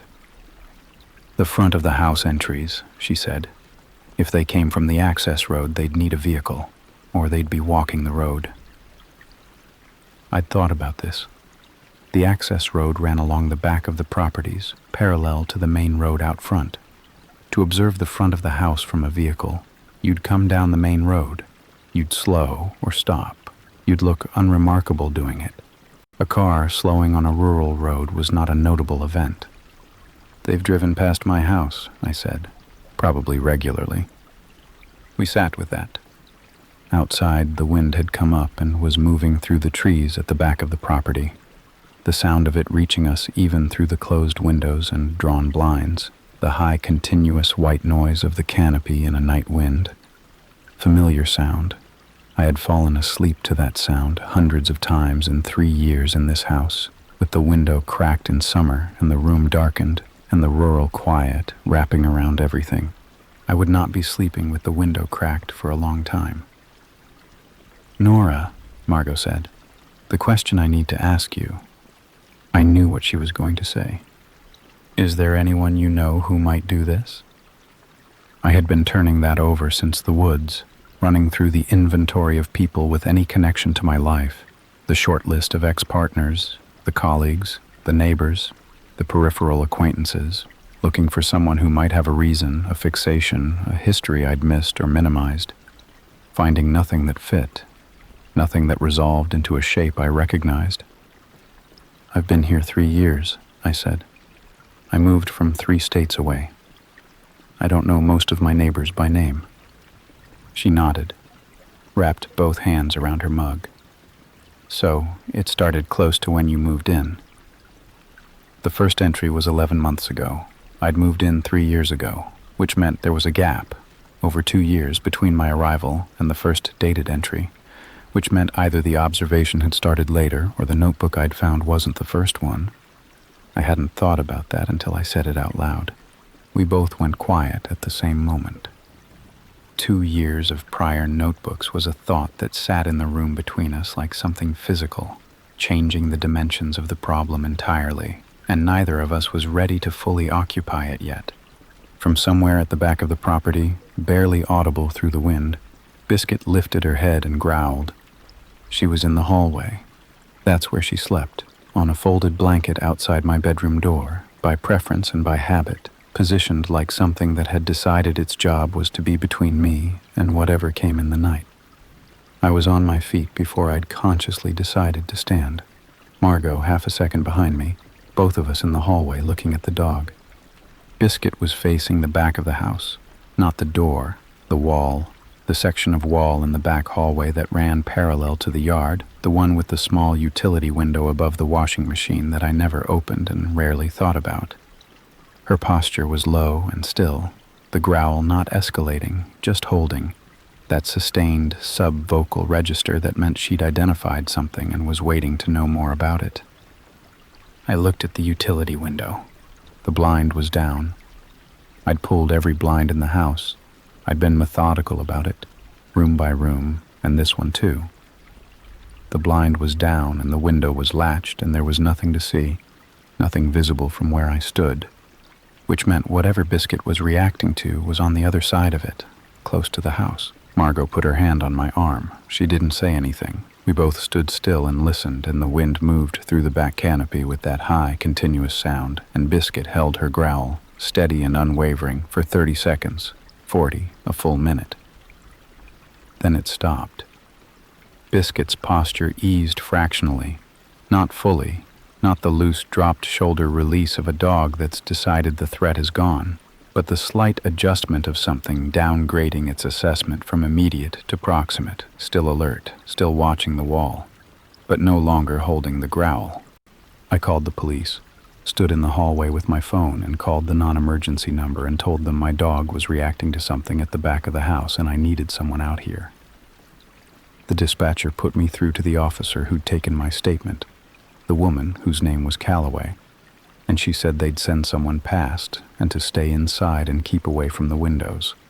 Then I called Calloway's direct number back and asked her something I hadn't asked in the initial report, because it hadn't occurred to me until Biscuit's growl had made the notebook's last entry, 4 days ago, feel suddenly insufficient as a measure of how recent this was.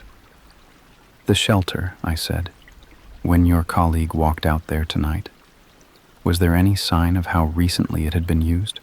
Not the notebook, the sleeping pad, the blanket. Any indication of warmth, condensation inside the structure? Anything that suggested it had been occupied today?" There was a pause. "I'll ask him and call you back," she said. She called back in 4 minutes. The sleeping pad, she told me carefully, had shown compression and surface warmth inconsistent with a structure that had been empty all day. Her colleague's assessment, in his words, was that it had been used that afternoon. That afternoon, while I had been inside this house with the radio on and the blinds open, and Biscuit sleeping in a patch of afternoon sun in the hallway. I sat down on the floor of the hallway because standing felt like more than I could manage. Margot sat beside me and put her arm around me, and I let her, which was something I didn't usually allow because I had a long-standing and largely counterproductive commitment to holding myself together in front of other people. I didn't hold it together. I sat on the hallway floor and breathed through it, and Biscuit came and put her heavy head in my lap, which was the most helpful thing anyone did that evening. The patrol car arrived 12 minutes later. I watched the headlights sweep across the gap in the front blind and heard the car door, and then nothing for a long time, which meant the officer was at the back of the property. I didn't go to the windows. Stayed in the hallway with Margot and the dog and the overhead light on and every internal door open so that no part of the house was unobserved. 20 minutes later, there was a knock at the front door. Officer Calloway and the first officer, back from the access road and the property perimeter. The shelter was empty. No one visible on the access road or the neighboring properties. But Calloway said something standing in my hallway that I want to record accurately because the phrasing of it mattered. She said they'd found evidence of recent movement in the brush on the far side of the fence, in the low section near the rotted posts where Biscuit had gone through that afternoon. Broken stems, disturbed leaf litter, a partial impression in the soft ground near the fence line. Evidence that someone had moved through that gap, she said, sometime in the last several hours. The gap Biscuit and I had used to reach the shelter. The same gap, which meant that at some point between our visit to the shelter and now, whoever used it had come back, had found the shelter, had found, if they looked carefully enough, and they looked carefully, the notebook told me that the canvas bag had been touched, that the contents had been examined, that someone had opened it, read it, and put it back. They knew I'd found it. They knew I knew. The officers stayed until past midnight, running perimeter checks at intervals, speaking to dispatch, doing the patient procedural work of people managing a situation that hadn't yet crossed the threshold of immediate physical danger, and therefore couldn't be treated with the full resource weight it deserved. Calloway was honest with me about this, which I respected even as it frightened me. She said they would increase drive-bys on the access road, that forensics would be there in the morning, that if anything happened I should call 000 immediately and they would prioritize. Before she left, she stood at my front door and looked at me with the direct, clear-eyed expression of someone delivering information rather than reassurance. "Change your locks tomorrow," she said. "All of them, first thing." I looked at her. "You've been here 3 years," she said simply. "We don't know who has had access to this property in that time." I hadn't thought about the locks, hadn't thought about the locks at all. I locked the front door behind her and stood in the hallway and thought about 3 years of living here, 3 years of leaving and returning, 3 years of a back fence with rotted posts and a gap wide enough for a person to move through, and a stretch of woods I'd walked without unease because I'd believed the woods were just woods. Biscuit pressed against my leg. The wind moved through the canopy outside. The house felt very small. Margot stayed for 5 days. She slept in my spare room and walked Biscuit in the mornings while I was on the phone, with the detective who took over the case on Monday, with the locksmith who came out first thing and changed every lock on every external door, with my employer to explain that I'd be working from home for the foreseeable future and why. 5 days of her being in the kitchen when I came downstairs, and in the next room when I needed to think out loud, and at the other end of the couch in the evenings, when the house got quiet and the wind came up, and the specific quality of the dark outside the covered windows became something I had to consciously manage rather than simply inhabit. I don't know how to adequately account for what 5 days of that presence meant. I only know that when she left on the Friday morning, standing at my front door with her bag over her shoulder, I felt the house change around me the moment her car pulled out of the drive, felt it become a different kind of space, one that I was now in charge of holding steady entirely on my own. The forensics team had come Tuesday, 3 of them, moving through the woods behind the property with the methodical patience of people who did this work regularly and had long since calibrated their affect to be useful rather than alarming. They were in the shelter for 2 hours. They found fingerprints, partial, several of them, not enough for an immediate match, but entered into the system. They found inside the waterproof bag with the notebook a second folded document I hadn't unfolded when I'd been there, a printed photograph, me in my front yard, sometime in the spring based on the light.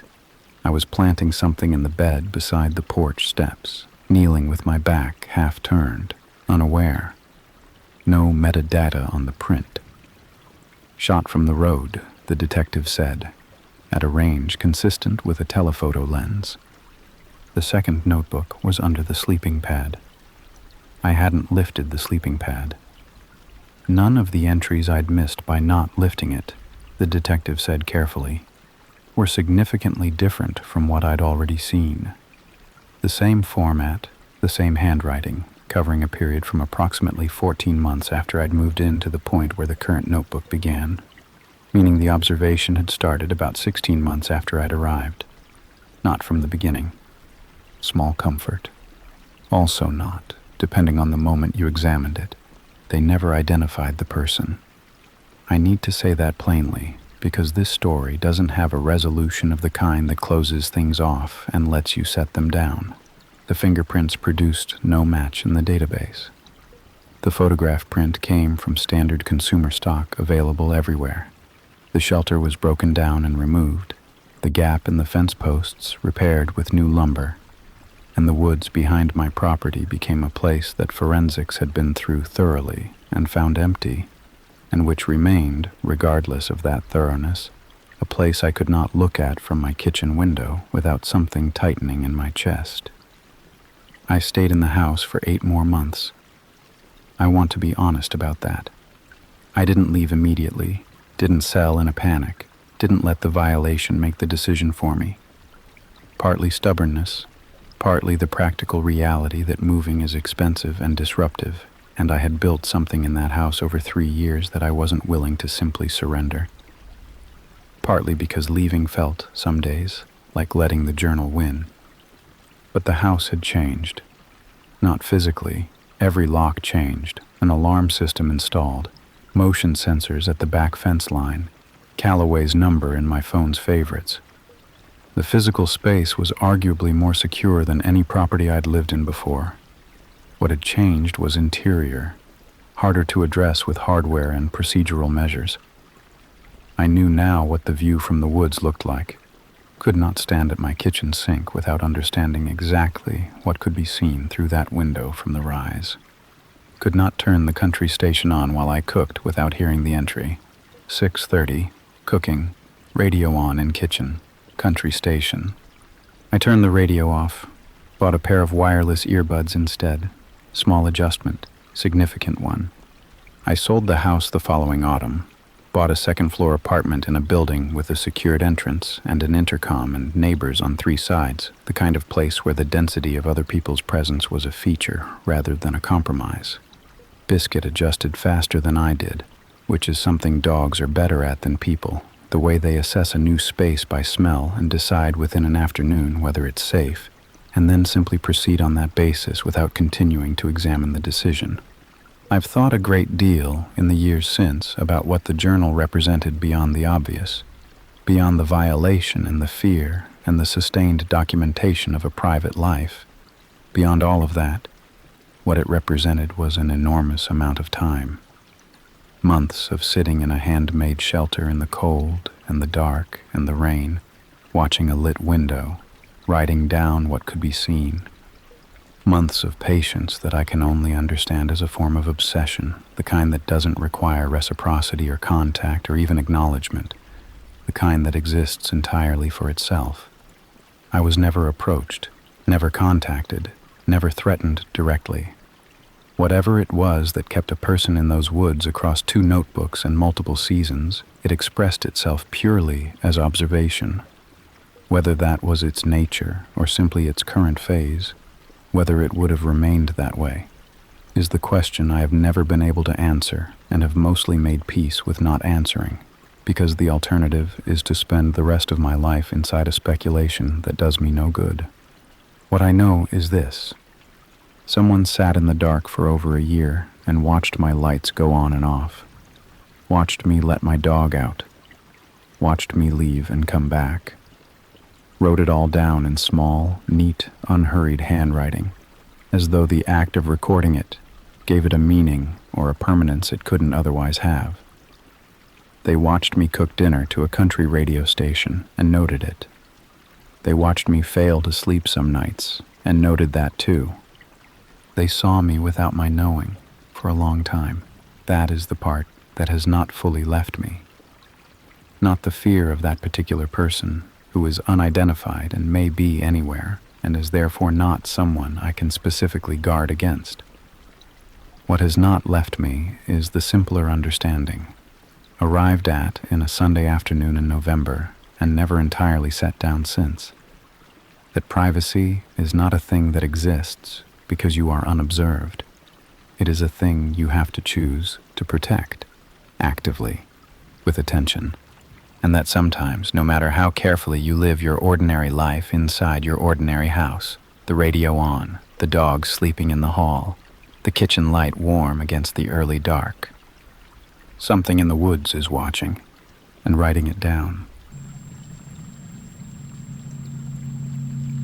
I turned off my flashlight on a night hike and heard footsteps that didn't stop when mine did.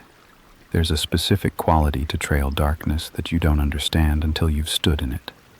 Not the darkness of a room with the lights off, where your eyes adjust and the furniture reassembles itself in gray shapes.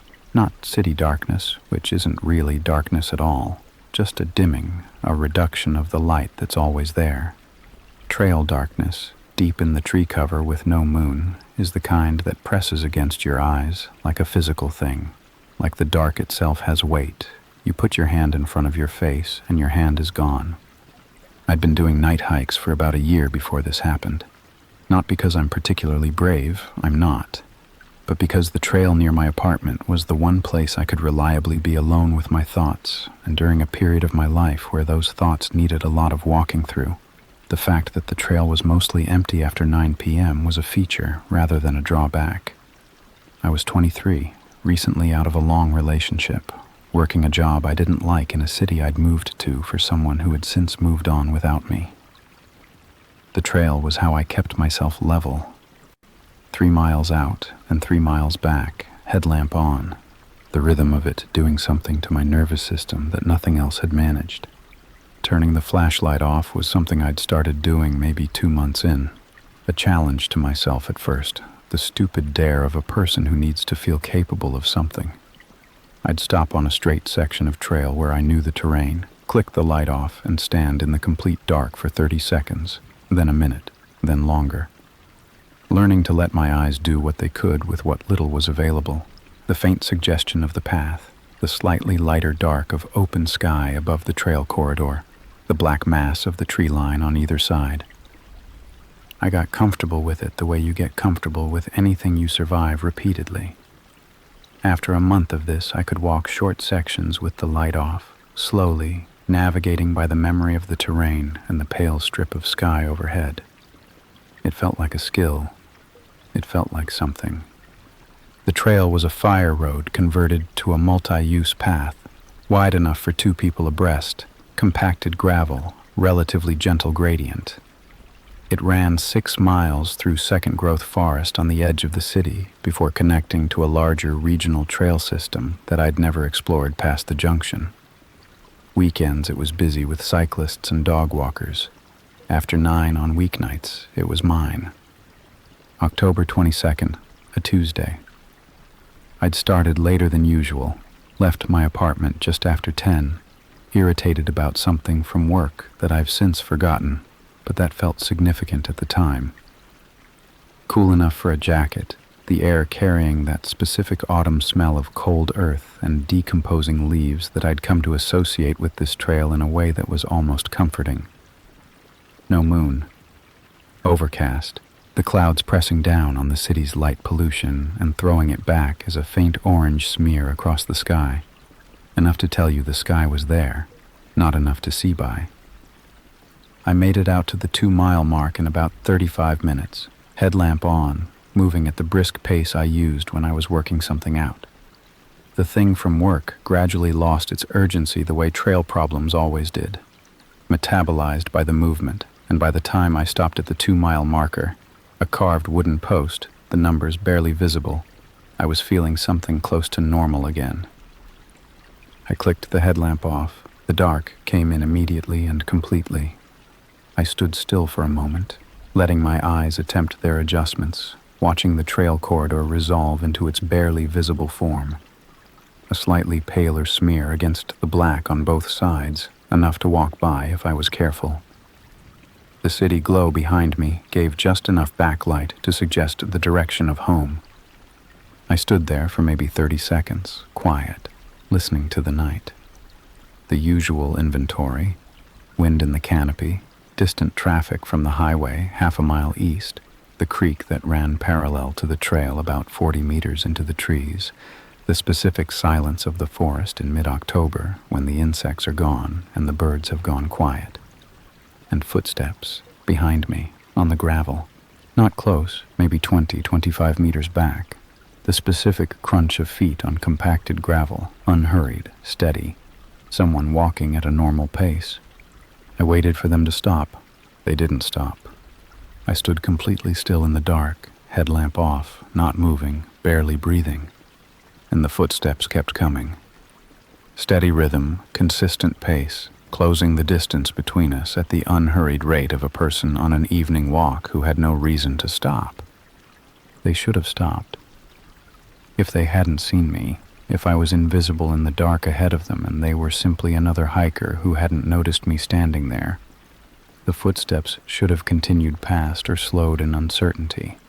If they had seen me, had known I was there, they should have called out, said something, made the social noise that people make when they're about to walk up on a stranger standing motionless in the dark. The footsteps did none of those things. They slowed. At maybe 10 meters back, the pace dropped, not stopping, just adjusting, the crunch of gravel coming at longer intervals, more deliberate. The sound of someone who had noticed I wasn't moving. The sound of someone deciding what to do about it. I turned my headlamp back on. The trail behind me was empty in the way that a trail is empty when your headlamp reaches 20 meters and no further, and the dark beyond that radius is total, and anything could be standing in it. I held the light steady and looked. The gravel stretched back the way I'd come, pale and unremarkable, the trail corridor cutting through the tree line in both directions without any visible break. No one standing on the path. No movement at the edges. The trees on either side thick enough that the headlamp barely penetrated them. Just the first layer of trunks catching the light. Everything behind them black. I listened. Nothing. The wind, the creek, the highway. Whatever had been making that sound had stopped completely, and the completeness of the silence was its own kind of wrong. Not the silence of nobody being there.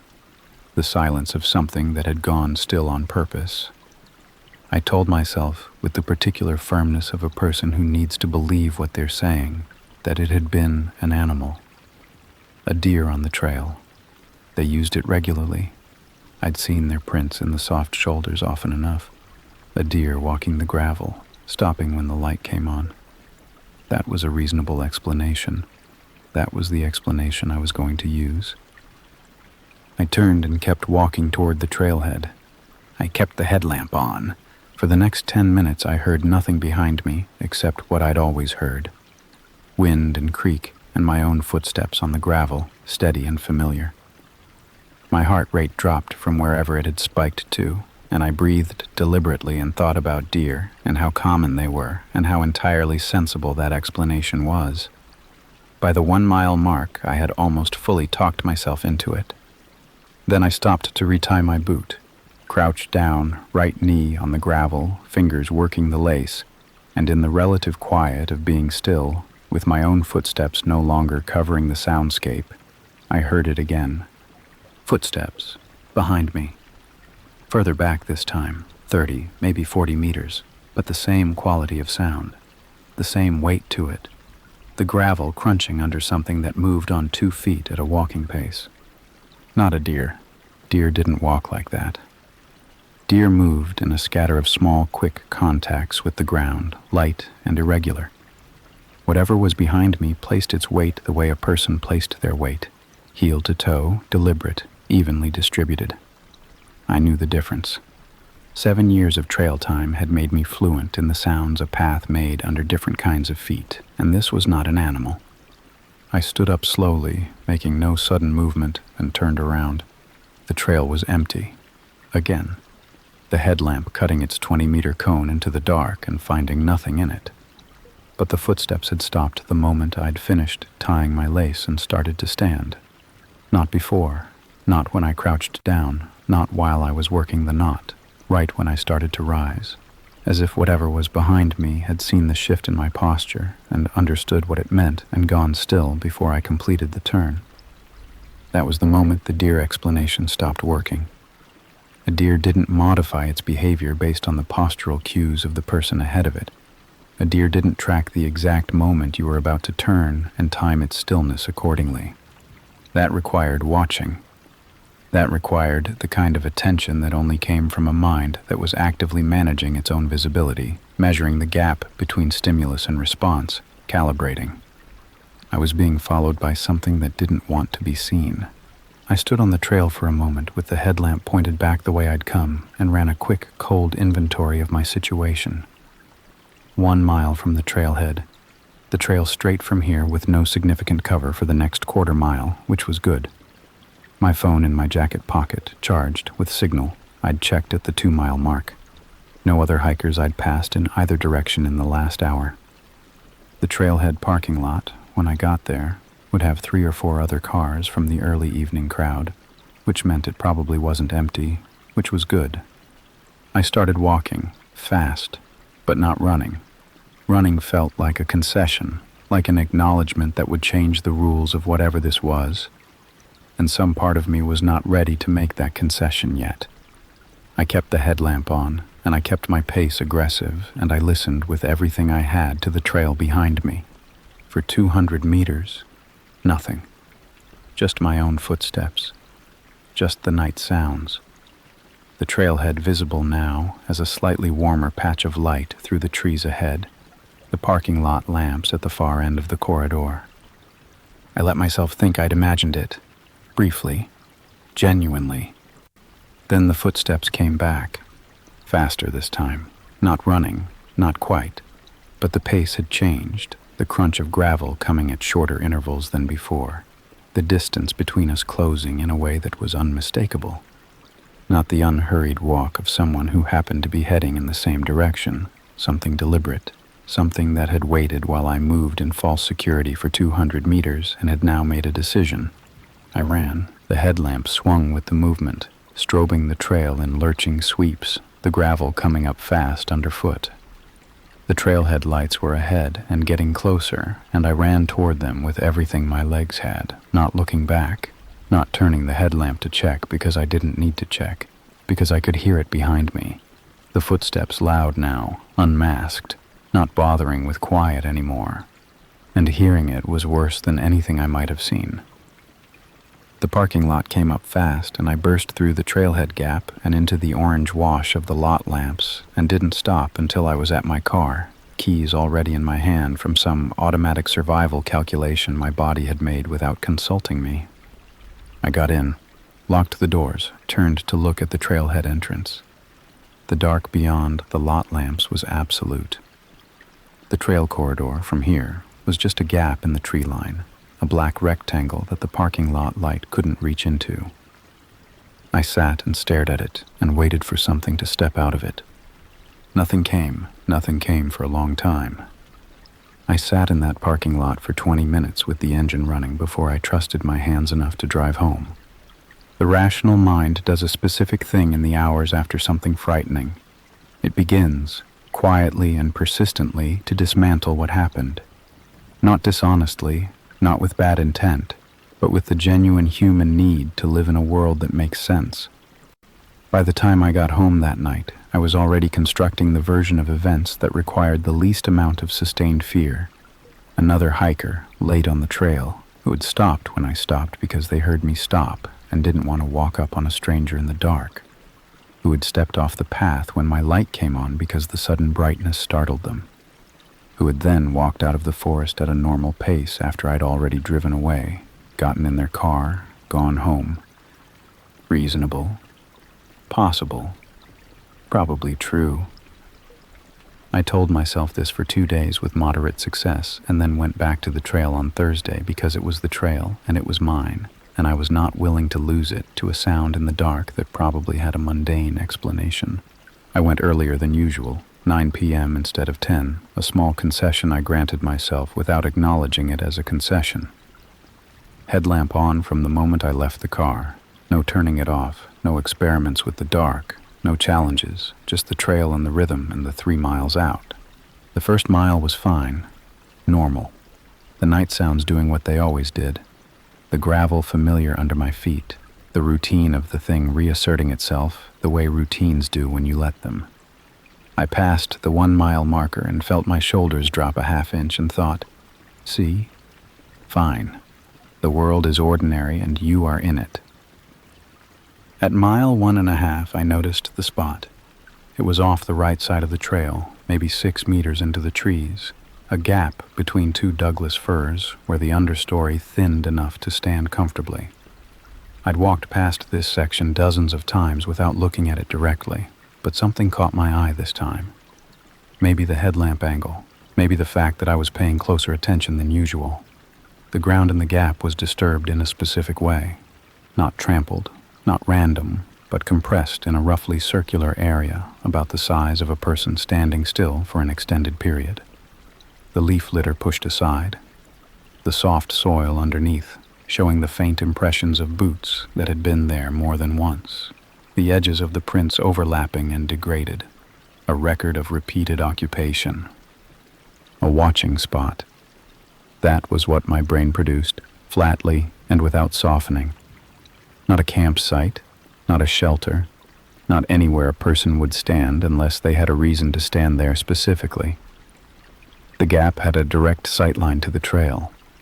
From that position, in the dark, with no light of their own, a person would be invisible to anyone walking past with a headlamp. The headlamp would announce you from 100 meters away and illuminate nothing on either side beyond the first layer of trees.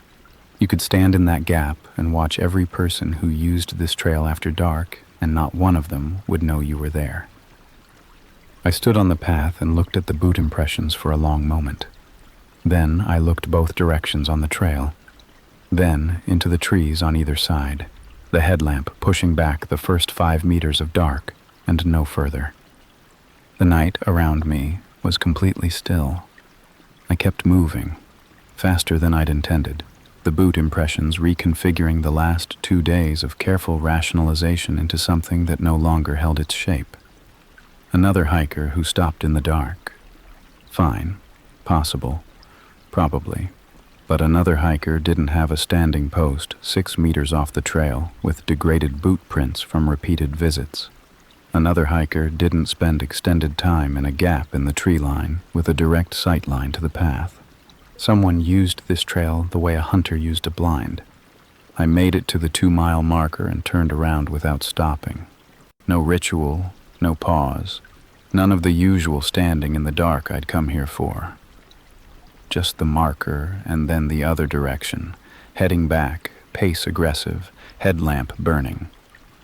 1/2 mile from the trailhead, just past the section where the tree cover thinned and the sky opened up overhead, I heard them. Behind me, 40 meters, maybe less. The footsteps on the gravel, the same weight, the same heel-to-toe placement I'd tried to convince myself had been a deer for 48 hours. Not a deer, had never been a deer, moving at a pace that would close 40 meters in under a minute at a normal walk. I didn't freeze this time, didn't stop, didn't turn, didn't give whatever was behind me the satisfaction of watching me react.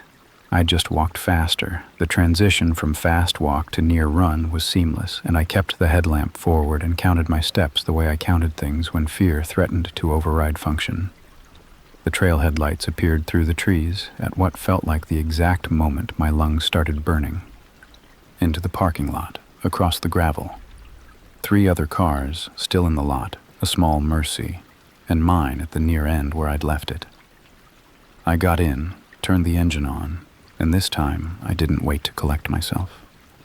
I backed out and drove for the exit. My headlights swept the trailhead entrance as I turned. The trail corridor was empty, the dark gap in the tree line, absolutely still. I was halfway home before I remembered I hadn't checked the car before I got in. Some automatic instinct made me pull over at the next intersection and get out and look. Tucked under the driver's side wiper, folded once, a photograph. Printed on standard paper, the edges slightly soft in the night air. I unfolded it under the street lamp with hands that were nowhere near steady. It was me. On the trail. Headlamp on, green jacket, pack on my back, taken from behind and slightly elevated. From the tree line, from somewhere off the path that had a sight line to the main trail. Taken tonight. I was wearing the green jacket tonight. I called the police from the intersection with the photograph still in my hand. The dispatcher was calm and efficient and asked me whether I was currently in danger, whether the person was still present, whether I had been physically threatened or harmed. I said no to all 3, which made the situation accurate and also somehow inadequate. The yes that none of those questions had room for sitting in my chest, pressing outward, looking for a question that fit it.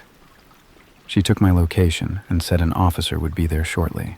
I sat in the car with the doors locked and the engine running and the photograph on the passenger seat and watched the street around me with the specific alertness of someone who no longer trusted the ordinary world to stay ordinary. Every car that passed, every person on the sidewalk under the street lamps, the hedges of the house on the corner, the alley mouth 50 meters back, all of it taking on the quality of potential concealment that it had never had before tonight. The officer arrived in 11 minutes. Young, thorough, the kind of measured professionalism that I found genuinely steadying at a moment when I needed something to be steady. He photographed the photograph, which struck me as the right instinct, even though it produced a strange recursion, bagged it as evidence, and listened to the full account while writing in a notebook with the unhurried patience of someone who understood that the details mattered and that I needed to get through all of them. He drove with me back to the trailhead. We checked the lot. Empty now, the other 3 cars gone, just mine and his cruiser under the orange lamps. He walked the trail entrance with his own light and found nothing in the first 100 meters and said the crime scene unit would want to look at the watching spot in daylight. He gave me his direct number and the case number and told me not to go back to that trail alone. He said it clearly and without hedging, and I was grateful for the lack of hedging. I didn't go home that night. Called my friend Robbie, who lived 20 minutes away and had a couch and the good sense not to ask too many questions at midnight, and I stayed there for 2 nights while the particular adrenaline of the photograph came down to something I could sit in without shaking. The crime scene unit went out to the trail the following morning. They confirmed the watching spot, photographed the boot impressions, took casts of the clearest ones, documented the sight line to the path. They found 2 cigarette butts in the compressed area, which the officer told me was potentially useful. They found nothing else, which meant whoever had been using that gap in the trees kept the rest of their presence off the ground. No wrappers, no spent materials, nothing that didn't either degrade or get pocketed. Disciplined. That was the word the detective used when he called me 3 days later. Detective Orr, mid-40s, a specific quality of attention that made me feel both safer and more frightened in equal measure, because attention like that only developed around problems that warranted it. The photograph print had yielded no usable fingerprints, handled carefully, or gloves. The cigarette butts were in processing. The boot cast was a size 11 men's work boot, common enough to be nearly useless without something to compare it to. He asked me about my routine on the trail, how regular it was, what days, what times, whether I'd ever varied it significantly. I told him the truth. Tuesday and Thursday nights, most weeks, sometimes Saturday morning, roughly the same hours, rarely varying by more than 30 minutes. He wrote it down and didn't say what I was already thinking, which was that my routine had handed someone a schedule precise enough to plan around. "Has anything happened away from the trail?" he asked. "Anything at your home or workplace that felt off, someone you didn't recognize, anything in the wrong place?" I thought about it, told him no. He said to call immediately if that changed. It changed 4 days later. I came home from work on a Wednesday evening to find my apartment exactly as I'd left it. Keys on the hook, dishes in the rack, everything in its correct position, normal in every visible way. I made dinner, watched something I don't remember, got ready for bed.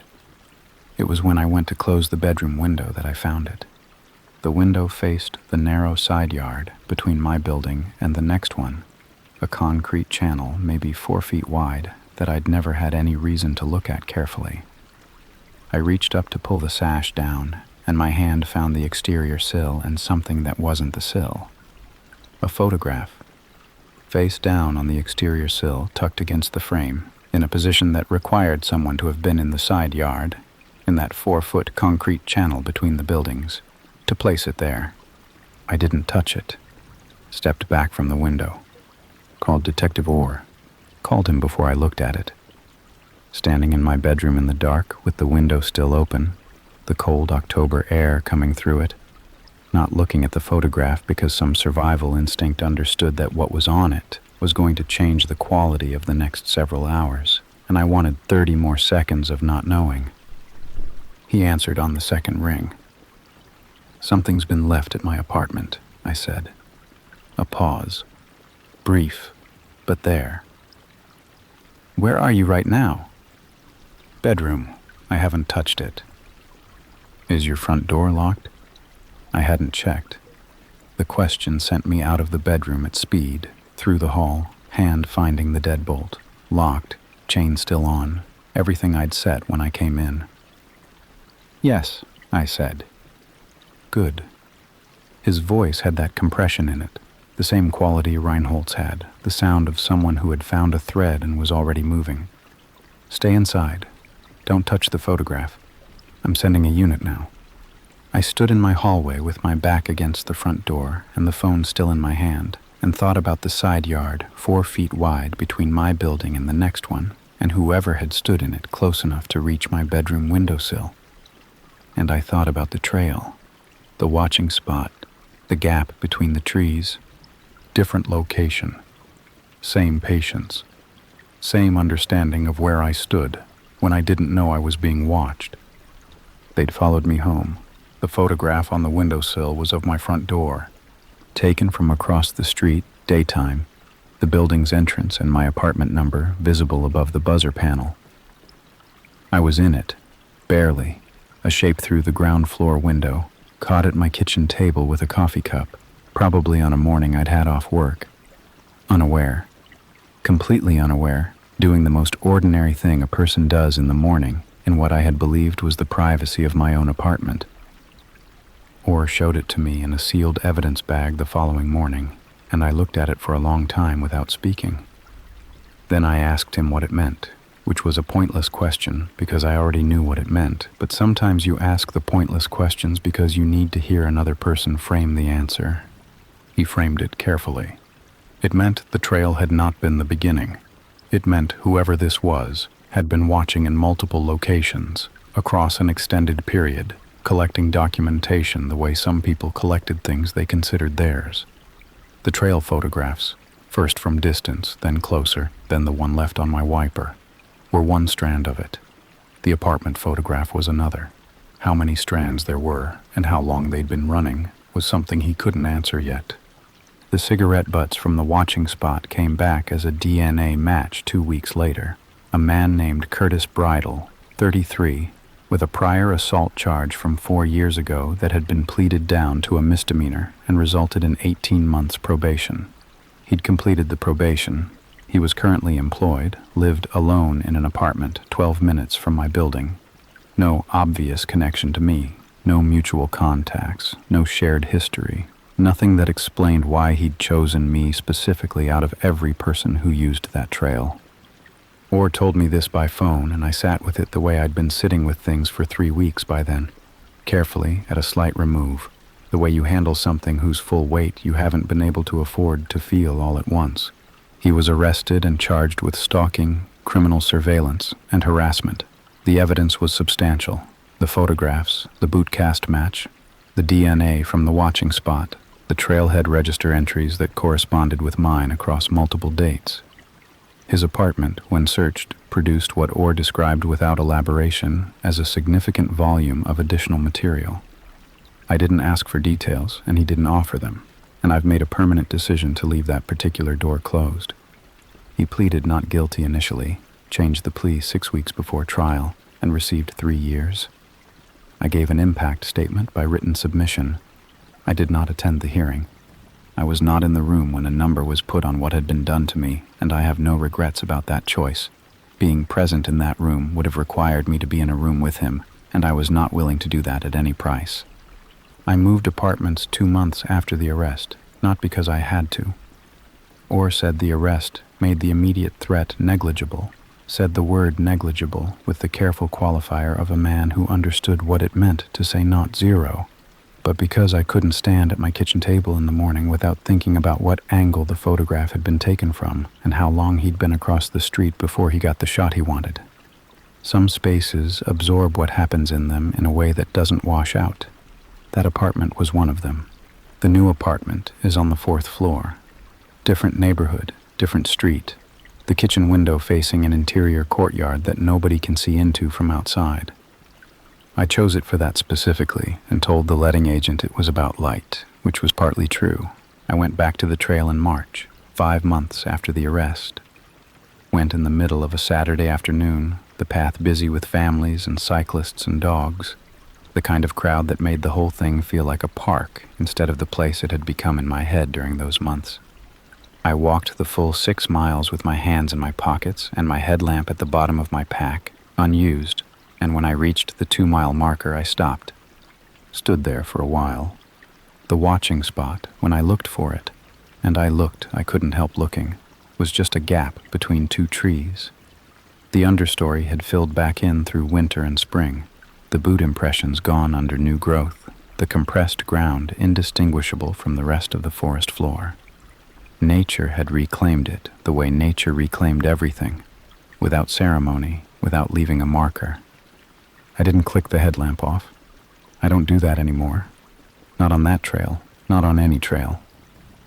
That specific practice, the 30 seconds of standing in the full dark as a test of something I needed to feel capable of, belongs to the person I was before October 22nd, and I've let him keep it. The person I am now hikes in the daylight when I can, and with the headlamp burning when I can't, and checks the car before getting in every single time without exception, and sleeps better than I did for the first year after, though not as well as I did before. The thing I keep coming back to, the thing that hasn't resolved cleanly the way I'd like it to, is the first night. The boot tying moment. The footsteps that came back at 40 meters and stopped exactly when I started to rise. I've thought about that timing hundreds of times. The precision of it. Whatever Curtis Bridle was watching for in that moment. The shift in my posture, the angle of my head, some cue I gave off without knowing. He read it accurately and responded in under a second. That was not a person acting on impulse. That was someone who had been watching me long enough to understand my movements, who had a working model of how I behaved built from weeks or months of observation, who knew me, in a specific and terrible sense of the word, without my knowledge and entirely without my consent.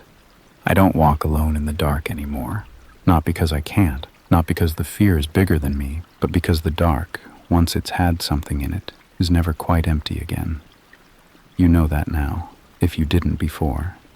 You carry it the same way I carry it, in the part of your awareness that stays turned on even when everything seems fine. Keep that part turned on. It's the most useful thing I have.